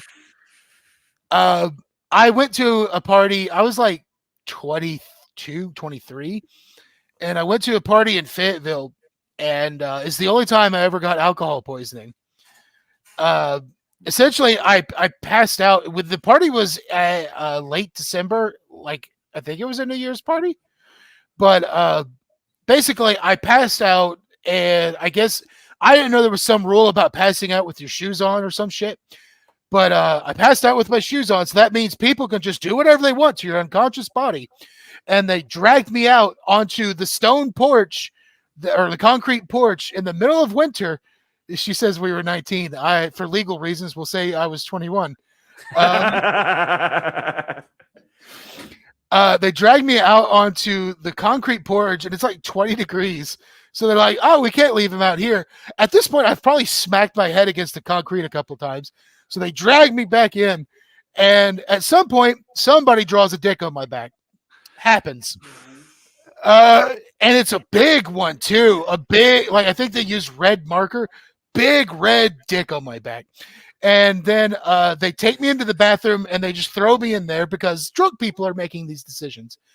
And I in my drunken stupor, I tore the panels off of the bathtub, and then I vomited up black stuff, and then I woke up with a headache. Okay. That's how the story ends. That was a hell of a way to end the story. That's weird. Fred, what's your best drunk story? I want to hear about your drunk story. Let me guess, you went to the nursing home, huh? No, I didn't go to the nursing home. I was on the porch. I'm trying not to bring this up, but thanks very much. I hate you for this. Do it. That's when you sniff Tab's underwear, right? What? No, we were in our room drinking, and he fell over and knocked over clean clothes. They were clean, and he lay in there and just grabbed whatever he thought was right there and just went. And it happened to be a pair of Tab's underwear. So yeah, I don't know what was going. I don't know. Thanks, baby. I hate you for that. I don't even know what was that. Okay, I'll throw mine out there. I will not give an age because we'll just say that I was 21. Even though it was instead of going to our high school prom, we give me just a minute, dude. Not you, Garion. But no, so we went at the back of the pasture. There was a little clearing on the other side of the woods. We would park there and we would drink. And oh my God, like it was so bad. I sat up off my tailgate and went to sit back down, and I could have swore to God somebody moved my truck because I hit the ground. We go back up to the house. My toothbrush falls out of my truck. I step on it in the mud, right in the mouth. Go under the carport where the dog was in the little pen, little lab. Oh, I brushed the dog's teeth right back in my mouth. We go in the house, and I'm for some reason, and trust me, this is all from what I'm being told. I don't remember most of this. That's like me. For some reason, what happened to me. I got 10 ways of pissed off because the light bulbs were dirty. I started brushing the light bulbs right back in the mouth. Fell asleep, woke up the next morning with the toothbrush still in my mouth, one shoe on, one shoe off, one sock on, one sock off. But the sock that was on was with the no shoe, and the sock that was off was where I had my shoe on. So I still don't know how the hell that happened. All I woke up was going, why do I have my toothbrush? Why does it taste like, oh my God, this is horrible. Ugh. All right. We got somebody to add into here late in the game today. Padow. What is that? All right. So you're here just in time, Timmer. We need to hear your drunk story. Yes, my drunk story? Yeah. I don't think my drunk story is appropriate. Y'all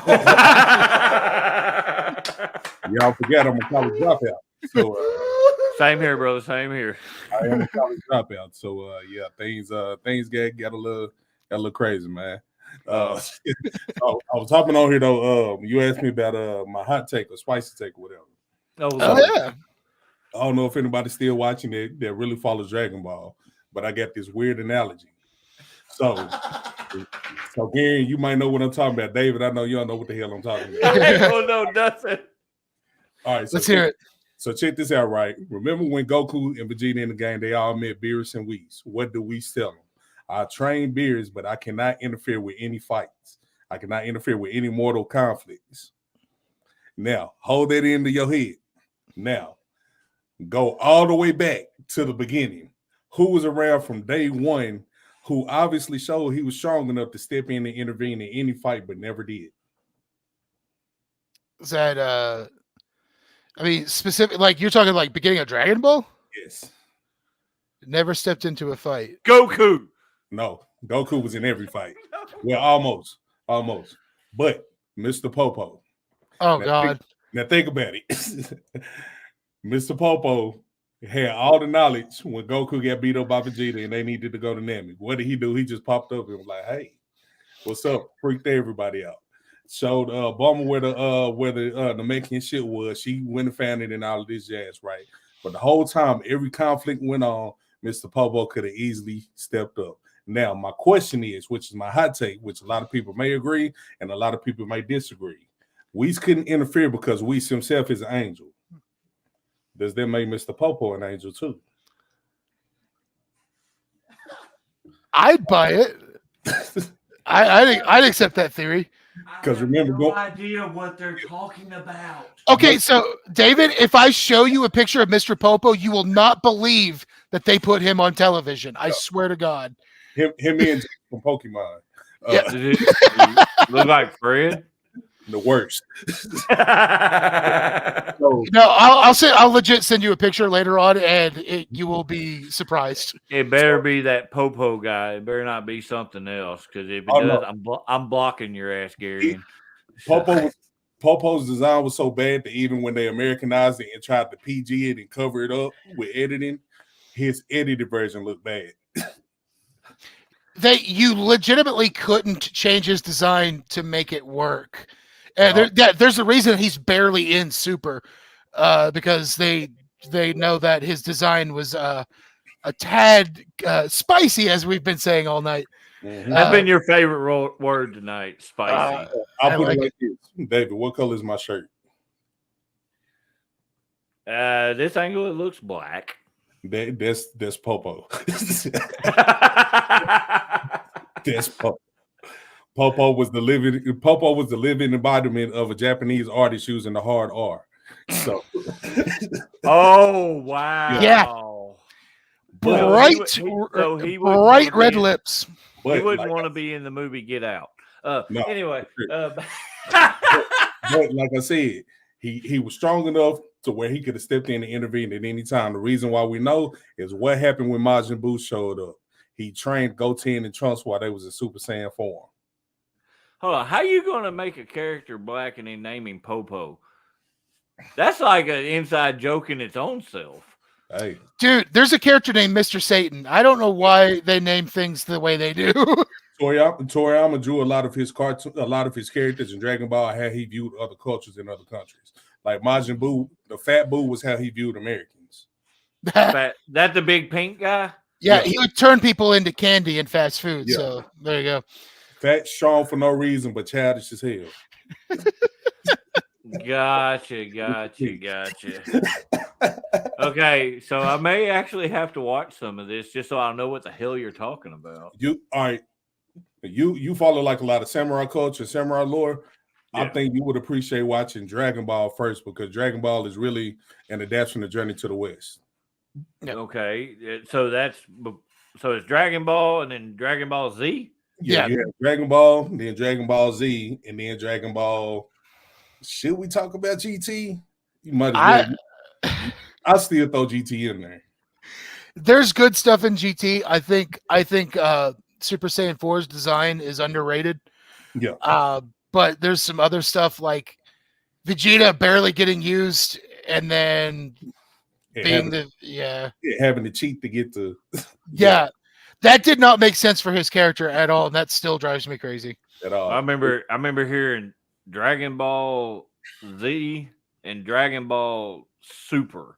Mm-hmm. Yeah, Super is the most recent Dragon Ball series. So what they Okay. did was they did GT, they did Dragon Ball Z, then Dragon Ball GT, and then it was so horribly received. They were like, we're gonna retcon it, and Super is gonna be the direct sequel to Dragon Ball Z. Now, what they were trying to do, which is attempt, so Goku was so popular as a child character, it was easy for them to draw in the kid audience. Goku got old. Goku had kids and a family. They tried to shoehorn it to Gohan when Gohan beat Cell, but then they decided to do like a 5-year age gap, and Gohan became lame. So they ended up shoehorning Goku back. So GT was an attempt to scale Goku back to a child's form to try to piggyback off of their audience. That's why a lot of the storytelling was a whole lot more simpler and slower until it got to like the baby arc with the truffles and all of this stuff. So. The whole business of making manga, like there's this whole backstory. Again, this is all out of David's wheelhouse, but there's this whole backstory about the Cell Saga. I watched Attack on Titan. Does that count? That's a solid anime. So I just watched season 1. Oh, baby, you like samurai stuff. You might enjoy Shinigami stuff. Bleach. Okay, I've heard of it, but yeah, I think you'll like Bleach. What's up? True. Hey, I'm a nerd, man. I'm just from the hood and had to shoot people at one point in time in my life. Hey, but I'm a nerd, bro. That's how we escape reality. Hey, I'm tough too. I chased a bat out of a room. Hey, so some people don't agree with me when I say this, but one anime that I don't think gets enough credit nowadays, and this is gonna sound funny, and no, I'm not trolling. Sailor Moon. Yes, I know what you're talking about. Yeah. Until they started getting weird. I know of it. I don't think I ever watched it. Yeah. Well, I used to watch it. I used to watch it at midnight. Yeah. Yep. So, Sailor Moon, and then you had Ronin Warriors. But Sailor Moon, I feel they could have gave anybody a run for their money. I just hate that the cartoon nerfed the fact that people was actually dying and whatnot. Yeah, Cartoon Network after midnight gets weird. So KT, where did it get weird? I'm curious as to your. So I say it's all weird. Right. So Sailor Moon started. I mean, if you really look at it, all the Japanese anime is weird to a certain degree. Yeah. Like Bobo. That stuff was weird. That's what radiation poisoning will do to you. Well, welcome to Special Dummies Unit, where you will hear all sorts of stupid crap. Yeah. So Sailor Moon for me was one of the first cartoons that I watched outside of like Ronin Warriors, where it had stakes to where people could actually die and not come back. Mm-hmm. That's what made it intriguing for me. But then it started getting weird because all of the original Sailor Scouts ended up dying, and some dudes ended up getting in place with their powers. The problem was when the dudes transformed, they transformed in drag. Okay. Now, imagine being a 10-year-old kid trying to explain it to your 80-year-old grandpa. I see the issue there. KT, have you seen Drawing Together? Yeah, Drawing Together was a weird cartoon. It was weird. Those cartoons that if your mom walked in the room, you in trouble. The most well-known anime drawn together. Right. Yeah, it was weird. No, I watched. I've got because I don't like the subtitled one because I get too caught up into reading and I don't pay attention to what's going on. So I like the dubbed versions. And like Attack on Titan, I've only got about like 3 or 4 episodes left that I'm waiting on them to dub. So I haven't finished it completely yet. You might really like Full Metal Alchemist. Now I watched a few episodes of that One Punch Man. I see what you're doing. Okay. No, I see what he's doing too. I'm just ignoring it. We the Brady Bunch now. I just had to make sure I knew where you guys were because I was looking the wrong direction the last time I was too. Hey, I'm not Alex. Hey Fred, you see that? Oh. I got my own blocker. No, I watched a few episodes of One Punch Man. I hadn't been able to get back to it yet, but I mean, I'll be honest. The only reason I've even thought about watching any anime so I could talk to you guys. Y'all are talking like you, KT. You and Josh start talking about freaking Dragon Ball and stuff like that. And I'm just sitting there going, You just lost, man. which Goku is I'm that? just waiting on KT to show us his Dragon Ball Z collection. He's probably got a lot of them. Man, I get the Black Star Dragon Balls. Oh, I knew it. See, I told you. The original Dragon Balls. Good Lord. I like that you just had those in reach too. Shenron. Oh, that's cool. Awesome. Hold on. It's a little smaller. I got a fat Buddha. It's a little smaller, but I got a gold Shenron. Oh, that's Wow. That's Like, pretty dope. Man, when I started making okay money, I said all the stuff I couldn't do when I was a kid, I'm gonna do it. So There you go. Might as well. Wait, what is this? Venture Brothers had an awesome Scooby Doo parody where Fred was a Ted Bundy. Like, what yes. the hell, Bro, Venture Brothers is a mind elf. But I've watched a couple of episodes of Man. it. I love Venture Brothers. I never really got into it. I just didn't understand it, honestly. Venture Brothers, Aqua Teen, Hunger Force was my jam for a minute. Yeah, Aqua Teen. Lab 2021. I did see like I started getting out of Adult Swim in its later seasons, but like the first couple of seasons of Robot Chicken, I saw as well. Yes, I miss Robot Chicken. Robot Chicken for a while kind of got like South Park was for me, to where you can tell they were just reaching for anything. So I took a break for it. But like I found myself going back and watching more South Park stuff, and it's crazy. Like Ain't up with too much. Do you understand that? That one went over my head. I don't know what gunpla is. That's my little brother, and he's too smart for his own good. I don't know what the hell he's talking about half the time anyway. Is that kind of like Ligma? Oh man, I don't know. He speaks math, so I don't know. Okay. But yeah, I've been getting back in, man. So this is what made me get back into South Park. Butters ended up getting a job. Butters is my favorite character out of South Park. Right. Butters was a pimp. Like Butters has been my favorite. Oh my! I just watched that one the other day. My favorite is Kenny and Stan. I like Stan. So Butters ends up getting a job at an ice cream shop. Cartman gets jealous of it, and Cartman ends up getting a job at the ice cream shop too. But Cartman starts using all of his vacation and mental health days until he runs out of hours. So pretty much Cartman gets fired. Cartman gets mad about it and he goes and opens his own restaurant, which is a hot dog stand named Dick and Boss. It's German, so I did not cuss. It's Dick and Boss. I haven't seen this episode. No, it is recent. It's one of the recent ones. So I guess I missed it. So they go in, and Cartman is like, well, I need employees. So he hires Kenny, brings Kenny in, makes Kenny his partner, his business partner. Wait, was this the one that came on yesterday? No, this one came on like, I want to say maybe 2 or 3 weeks ago. Huh. I don't know how I missed that. Anyway, so, go ahead. So Cartman makes Kenny his partner. They hire Butters. They need more employees. So they bring in they took our jobs.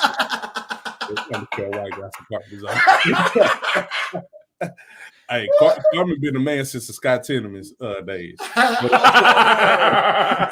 Tenorman. Anyway, but so Cartman needs employees, so they start hosting open interviews. They took our jobs guy, he comes in, and they were like, yeah, man, we're gonna interview you. We need people to work. He was like, well, I'll work. Well, would you work for $7.50 an hour? He was like, man, it's a job. So Cartman was like, cool, you're hired. And the guy said, well, what about mental health days and days where I need off for my kids? And what about doctor's appointments? Is there health care? Cartman is like, man, what's going on with that? Blah, blah, blah. Where do y'all get all this from when Cartman literally just did that? So Cartman was like, man, we can't hire you, man. And then dude turned around like, what? You're going to take my job? Walks off yelling and cussing. He took my job, blah, blah, blah. That's what it is. Cartman ends up treating Butters so bad to where Butters ends up getting the paperwork to the company and goes and quits, writes his name on the company paperwork, and sells the company. Cartman is out of a job. Butters is out of a job, but in the acquisition of the company, they make Kenny a millionaire. What? I haven't seen this one.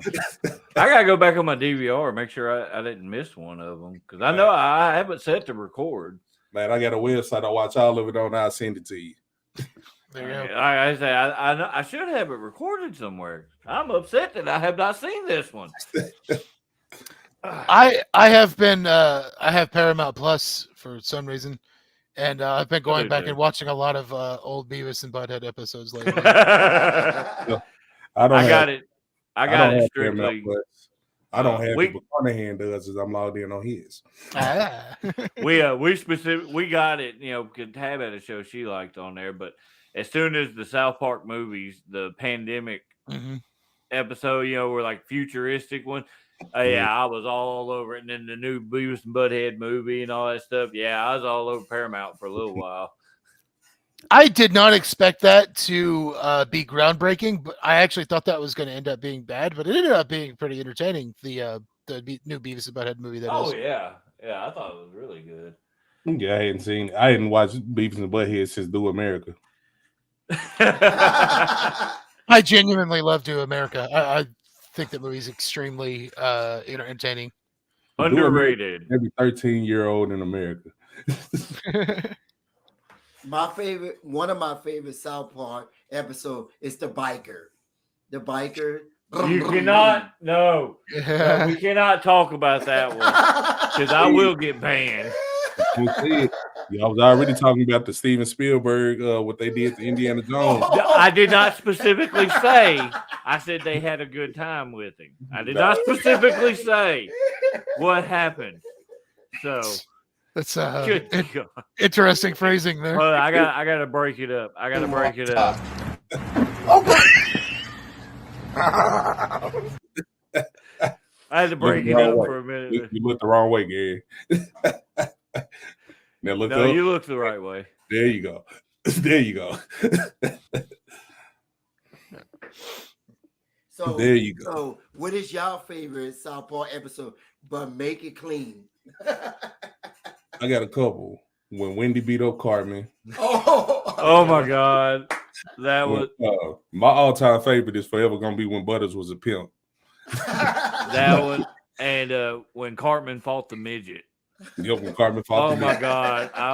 I about pissed myself laughing I can watch that thing 1,000 times. Kind of like some dummy trying to jump a pole. I can watch it 1,000 times and still laugh the same every time. No, I don't know what event you're referencing there. Okay, Gary, your turn. No, I won't put it. Your turn, Gary. The episode where they get the weapons and half of it's like anime. The ninja weapon. That's an excellent episode. And Butter gets it in his eye. And the Lord of the Rings episode. Oh, yeah. I think the first movie back to the Two Towers video store. What was it? Backdoor Sluts 9? Was that the? Yeah. It's weird. We remember that. Cartman's birthday was coming around at the same time. Yeah, I remember that episode. The Butters as a pimp one. Yeah, that is one of my all-time favorites. Like I laughed the entire episode. Man, when they was in the classroom, he was like, "Hey, baby." That whole scene, man. Did y'all ever see the episode that got that's been erased from history? Yep. Is that the Cartoon Wars one? When they showed Muhammad? Yes, yeah, that's the one I'm thinking of. You cannot. They were making fun of Family Guy in that one. Yeah. And it had like Mecha Barbara Streisand, but like in a updated version from the old one. Yep. And instead of Muhammad, they were just talking about it ended up being Santa Claus or some crap. They completely eliminated those episodes from me. Yeah, that one in the one where they could say the S word. Oh yeah, and they had like the counter, and then the Guardians of Curse or whatever came after them. I forgot about that episode. That's definitely in my top. But if you're gonna do something, you gotta do it right. Yep. But South Park Crab people. Crab people. Okay. I will. That one was funny too. The crab people. Oh, the fish stick joke they did with Kanye. Oh, yeah. Do what? The The fish fish stick stick. joke. Oh yeah, Oh Kanye. yeah. I'm not a fish. I'm not a gay fish. Do you think that episode was the beginning of his mental health decline? No, Like, okay. no, this is how this man always been. So, we Oh jumping Lord. Yeah, let's hear. I want to hear this. hold on conspiracy theories because it's not just him. You Spicy take. notice when black people get rich, they start randomly doing weird stuff like that. So like for years they all for the hood, blah blah blah, and all the hood and the culture put them on. And then as soon as they make their millions, they want to jump over and try to appease the rich crazy people that are in the high fashion and sniff powder off of credit cards. I don't think that was the beginning. I think that's how he always was. It just when he got more money and got up in status and realized more people was watching him, I think Gave him a platform. Gave him a platform and he got more comfortable expressing what he really is. Like a politician after you vote him in office. Yeah. See, now all I think of now is Cupid Yee. Oh yeah. One of the more recent episodes. Yep, I cried laughing at that one too. Debbie, you hadn't seen it, Gary? No, I have not. Tolkien. Yep. And Kyle are making TikToks together constantly. So Cartman wants them to stop being friends, so Kyle and Stan will be friends again. So he incorporates. You remember Cupid Me? Yep. But it's Cupid Yee. Where he's got like a black hoodie, he's carrying a cross and a microphone, and it keeps talking about how the Jews stole black culture or something. Mm-hmm. And I don't know what all that's about. You know, I mean, I don't know a whole lot about that stuff. But you didn't see. I don't watch news. I'm not. This permeated news. This was like everywhere when it happened. I don't even want to I don't want to say the phrase that he said because I feel like somebody's going to clip it and take it out of context and use it against me. But he proclaimed his love for Adolf Hitler on a show, and it was a bit strange to put it lightly. Wow. Okay. Yeah. So that he took things quite far. That finally lost him the Adidas deal. I think that was what finally did it on that one. Huh. Okay. I didn't know nothing about that. Yeah, all the jokes that they was making later on when Cupid Yee started shooting the arrows at people, that's what Kanye was really saying in that interview. Really? Yeah. So wow. I ain't gonna repeat what Cupid Yee was saying, but he was repeating what somebody else. Wow. Okay. Now I get a little bit better reference for it and get the joke. So, oh, good God. So that's where we've gone now. We've done the last 7 minutes have been about Kanye West. So. my other favorite, I don't know why it's still my favorite episode is Mr. Hanky. I don't know why. Which one? Hank. Hold on. Fred, you would like the episode with the doo-doo stick that talks to people. Mr. Hanky, the Christmas poo. Oh, the Christmas one. Yeah. He loves you. Nah, man. I got one for you. So, what year was this? Because I was like in first or second grade when South Park first started coming out. I remember watching it on a Wednesday night. I was living with my grandma and grandpa, and there was an episode where they introduced Big Gay Al, and my grandpa was like, "Nope, turn it off." My grandpa was like, "Nope, turn that mess off." I haven't changed the voice, so now Fred sounds weird. I always thought you just sounded like that, David, and that the pitched down voice was not your real voice. Hold on. I'll go back to gay old like grandma. Right here. All right. So, I'm super. Thanks for asking. Okay. I gotta get rid of that. That's just too much. Now That Fred does will remind talk me. again. The South Park movie is like a really good musical, weirdly enough. Oh Lord, the musical. That's one of the few musicals I actually like. No, this is finna sound crazy. Shut But- your fucking face, Uncle. Yeah. The names that they had for certain people. So you had Mr. Mackey. He was in a love affair with Miss Chokes on Dick. right. Man, yeah. Oh Lord. That part, And when they lost the C people and had to replace the C people with by all Cartman had to do was close his eyes and suck it out of a hose. Yep. Oh, a lot of people forget. Are we PG enough right now? I don't know. It is a bright light on you. I was talking about a big red dick being drawn on my back, so I think we already passed that point. We still try to keep it as close as possible. You know, what would Brian Boitano do? Yep.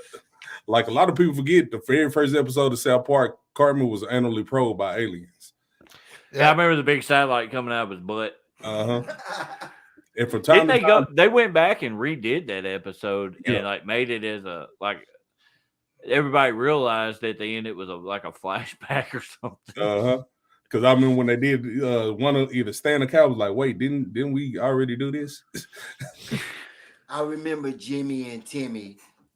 Cripple fight. Okay, I thought you were going to talk about the episode where they try to join the Crips. Man, Oh my God. What's up, Brett? I'm like,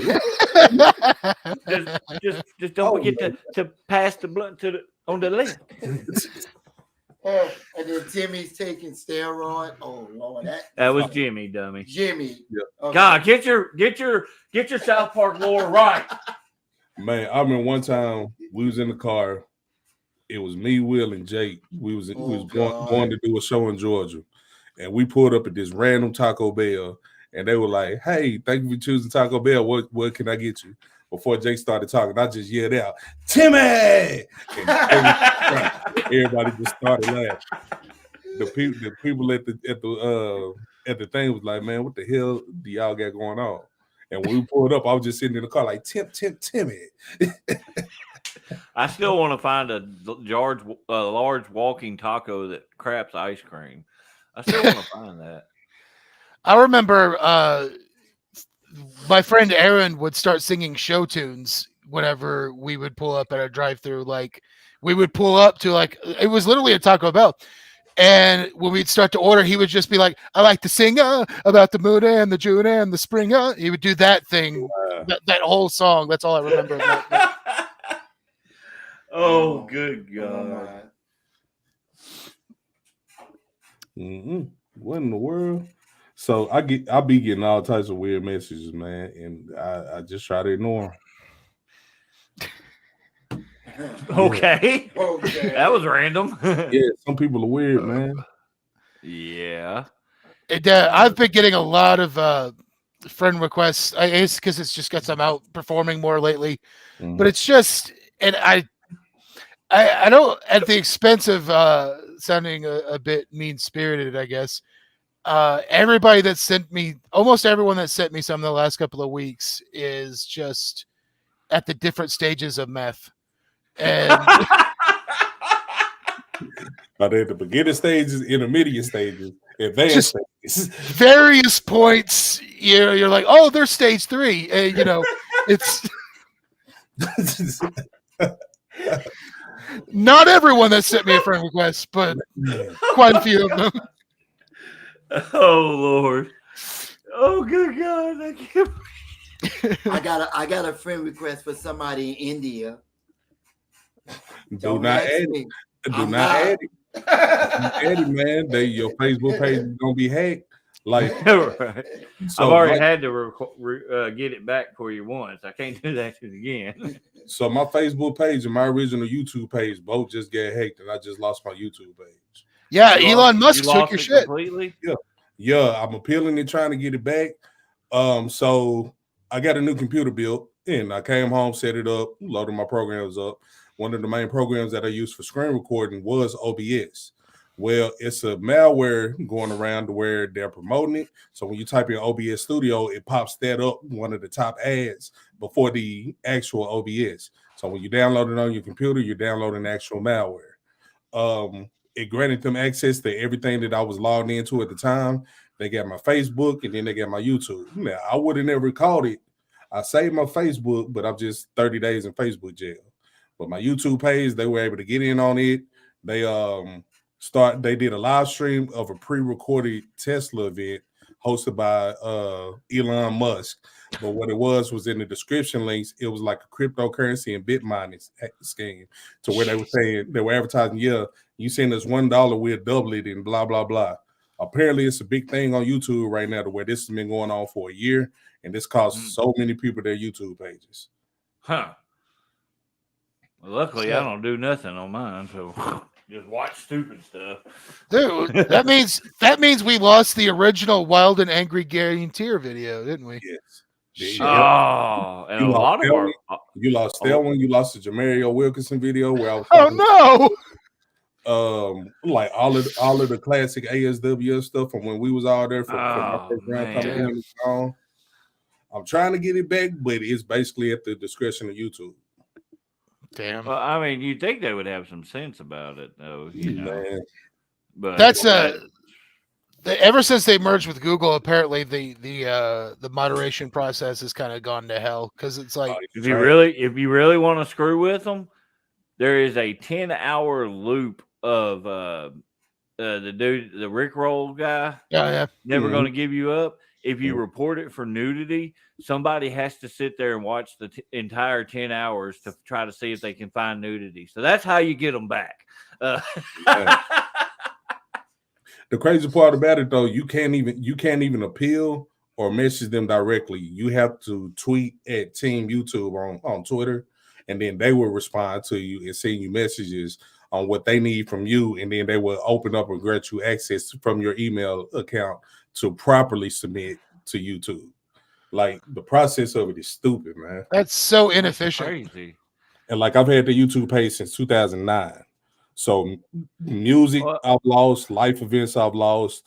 Of course, my jumping into wrestling for the first time I lost. Vlogs, everything. Well, that's kind of like you remember I had to redo my Facebook page last year. You know, I had 12, 13 years worth of stuff just gone because I posted a picture on my fan page. And they called it, it was self-harm. I was promoting self-harm. And instead of just doing the 30-day ban like they do everybody else, they just deleted my entire page. Yeah. I didn't get any kind of warnings or nothing. It just went, it was done. I appealed it. And they said, if you should hear something back in 30 days. And yeah, I appealed it multiple times and never got anything back. It was just gone. Mm-hmm. Well, YouTube banned it ain't my original because I have like 3 or 4 different backup emails, but this one particular Gmail or Google account, they banned it to where I can't even pull up anything. If I'm logged in on it, I can't pull up anything from YouTube at all. Wow. Like, I can search for it. If I click on it, it'll tell me your account has been banned from this site. Huh. That's crazy. Yep. That doesn't make any sense. Well, let's change the mood. Why?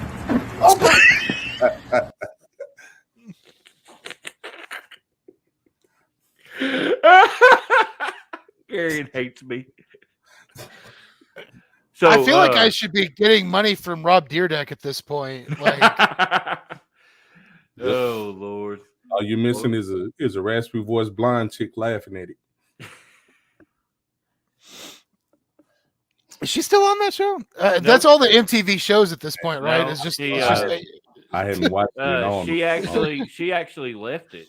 She's got her own show now. What was that on, Fred? OnlyFans. I'll believe it. What was it like on Paramount or something? I think it's on Paramount. Yeah, she's getting her own show, which I think is supposed to be similar to Ridiculousness. But yeah, she's not on there no more. It's just Stilo and Rob, and then they bring on a couple of guests every show now. Well, she's got a Paramount, you know what I'm saying? Yeah, in her mouth. It's called her teeth. Oh Lord, have Her teeth, mercy. her teeth look like that wall behind you. My favorite things though is when people would piss her off and she'd just be pissy the entire episode, and I loved it. Oh yeah, the episode with her and Charlamagne the God. Yeah. He was like, man, was- he was like, man, it's just my opinion. I don't like your music. That just reminded me of one of the best burns I had ever heard. I was working at Sonic. This is ages ago, and a guy named Patrick looked at this. You know, sometimes they hire people and they're only there for a few days and they disappear. He told her that her teeth were the same color as her skin, and that was one of the meanest things I had ever heard. Oh my Jesus. Hey, man, I done told some people some pretty cracked up stuff. That's one of the better ones I've heard in a while. Wow. Well, guys, it is after 10 o'clock. KT, I know you got in here a little late, but yeah, we're probably gonna have to cut this loose because 5 o'clock comes early in the morning. So, all right. Well, Fred, go away. Hey, I didn't even say bye. Later, everybody. It's not bad. That was a peace sign. Turn back. But his microphone still works because it's attached to mine. But you know. But all right, let's get rid of that. We'll get rid of that. All right, Gary, hang tight.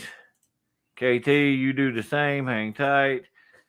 People that stuck with us for the entire 2 hours because we are weird. We talked about wrestling, anime, South Park, and whatever else we felt like it. But I appreciate y'all, and y'all have a good night. How do I do this?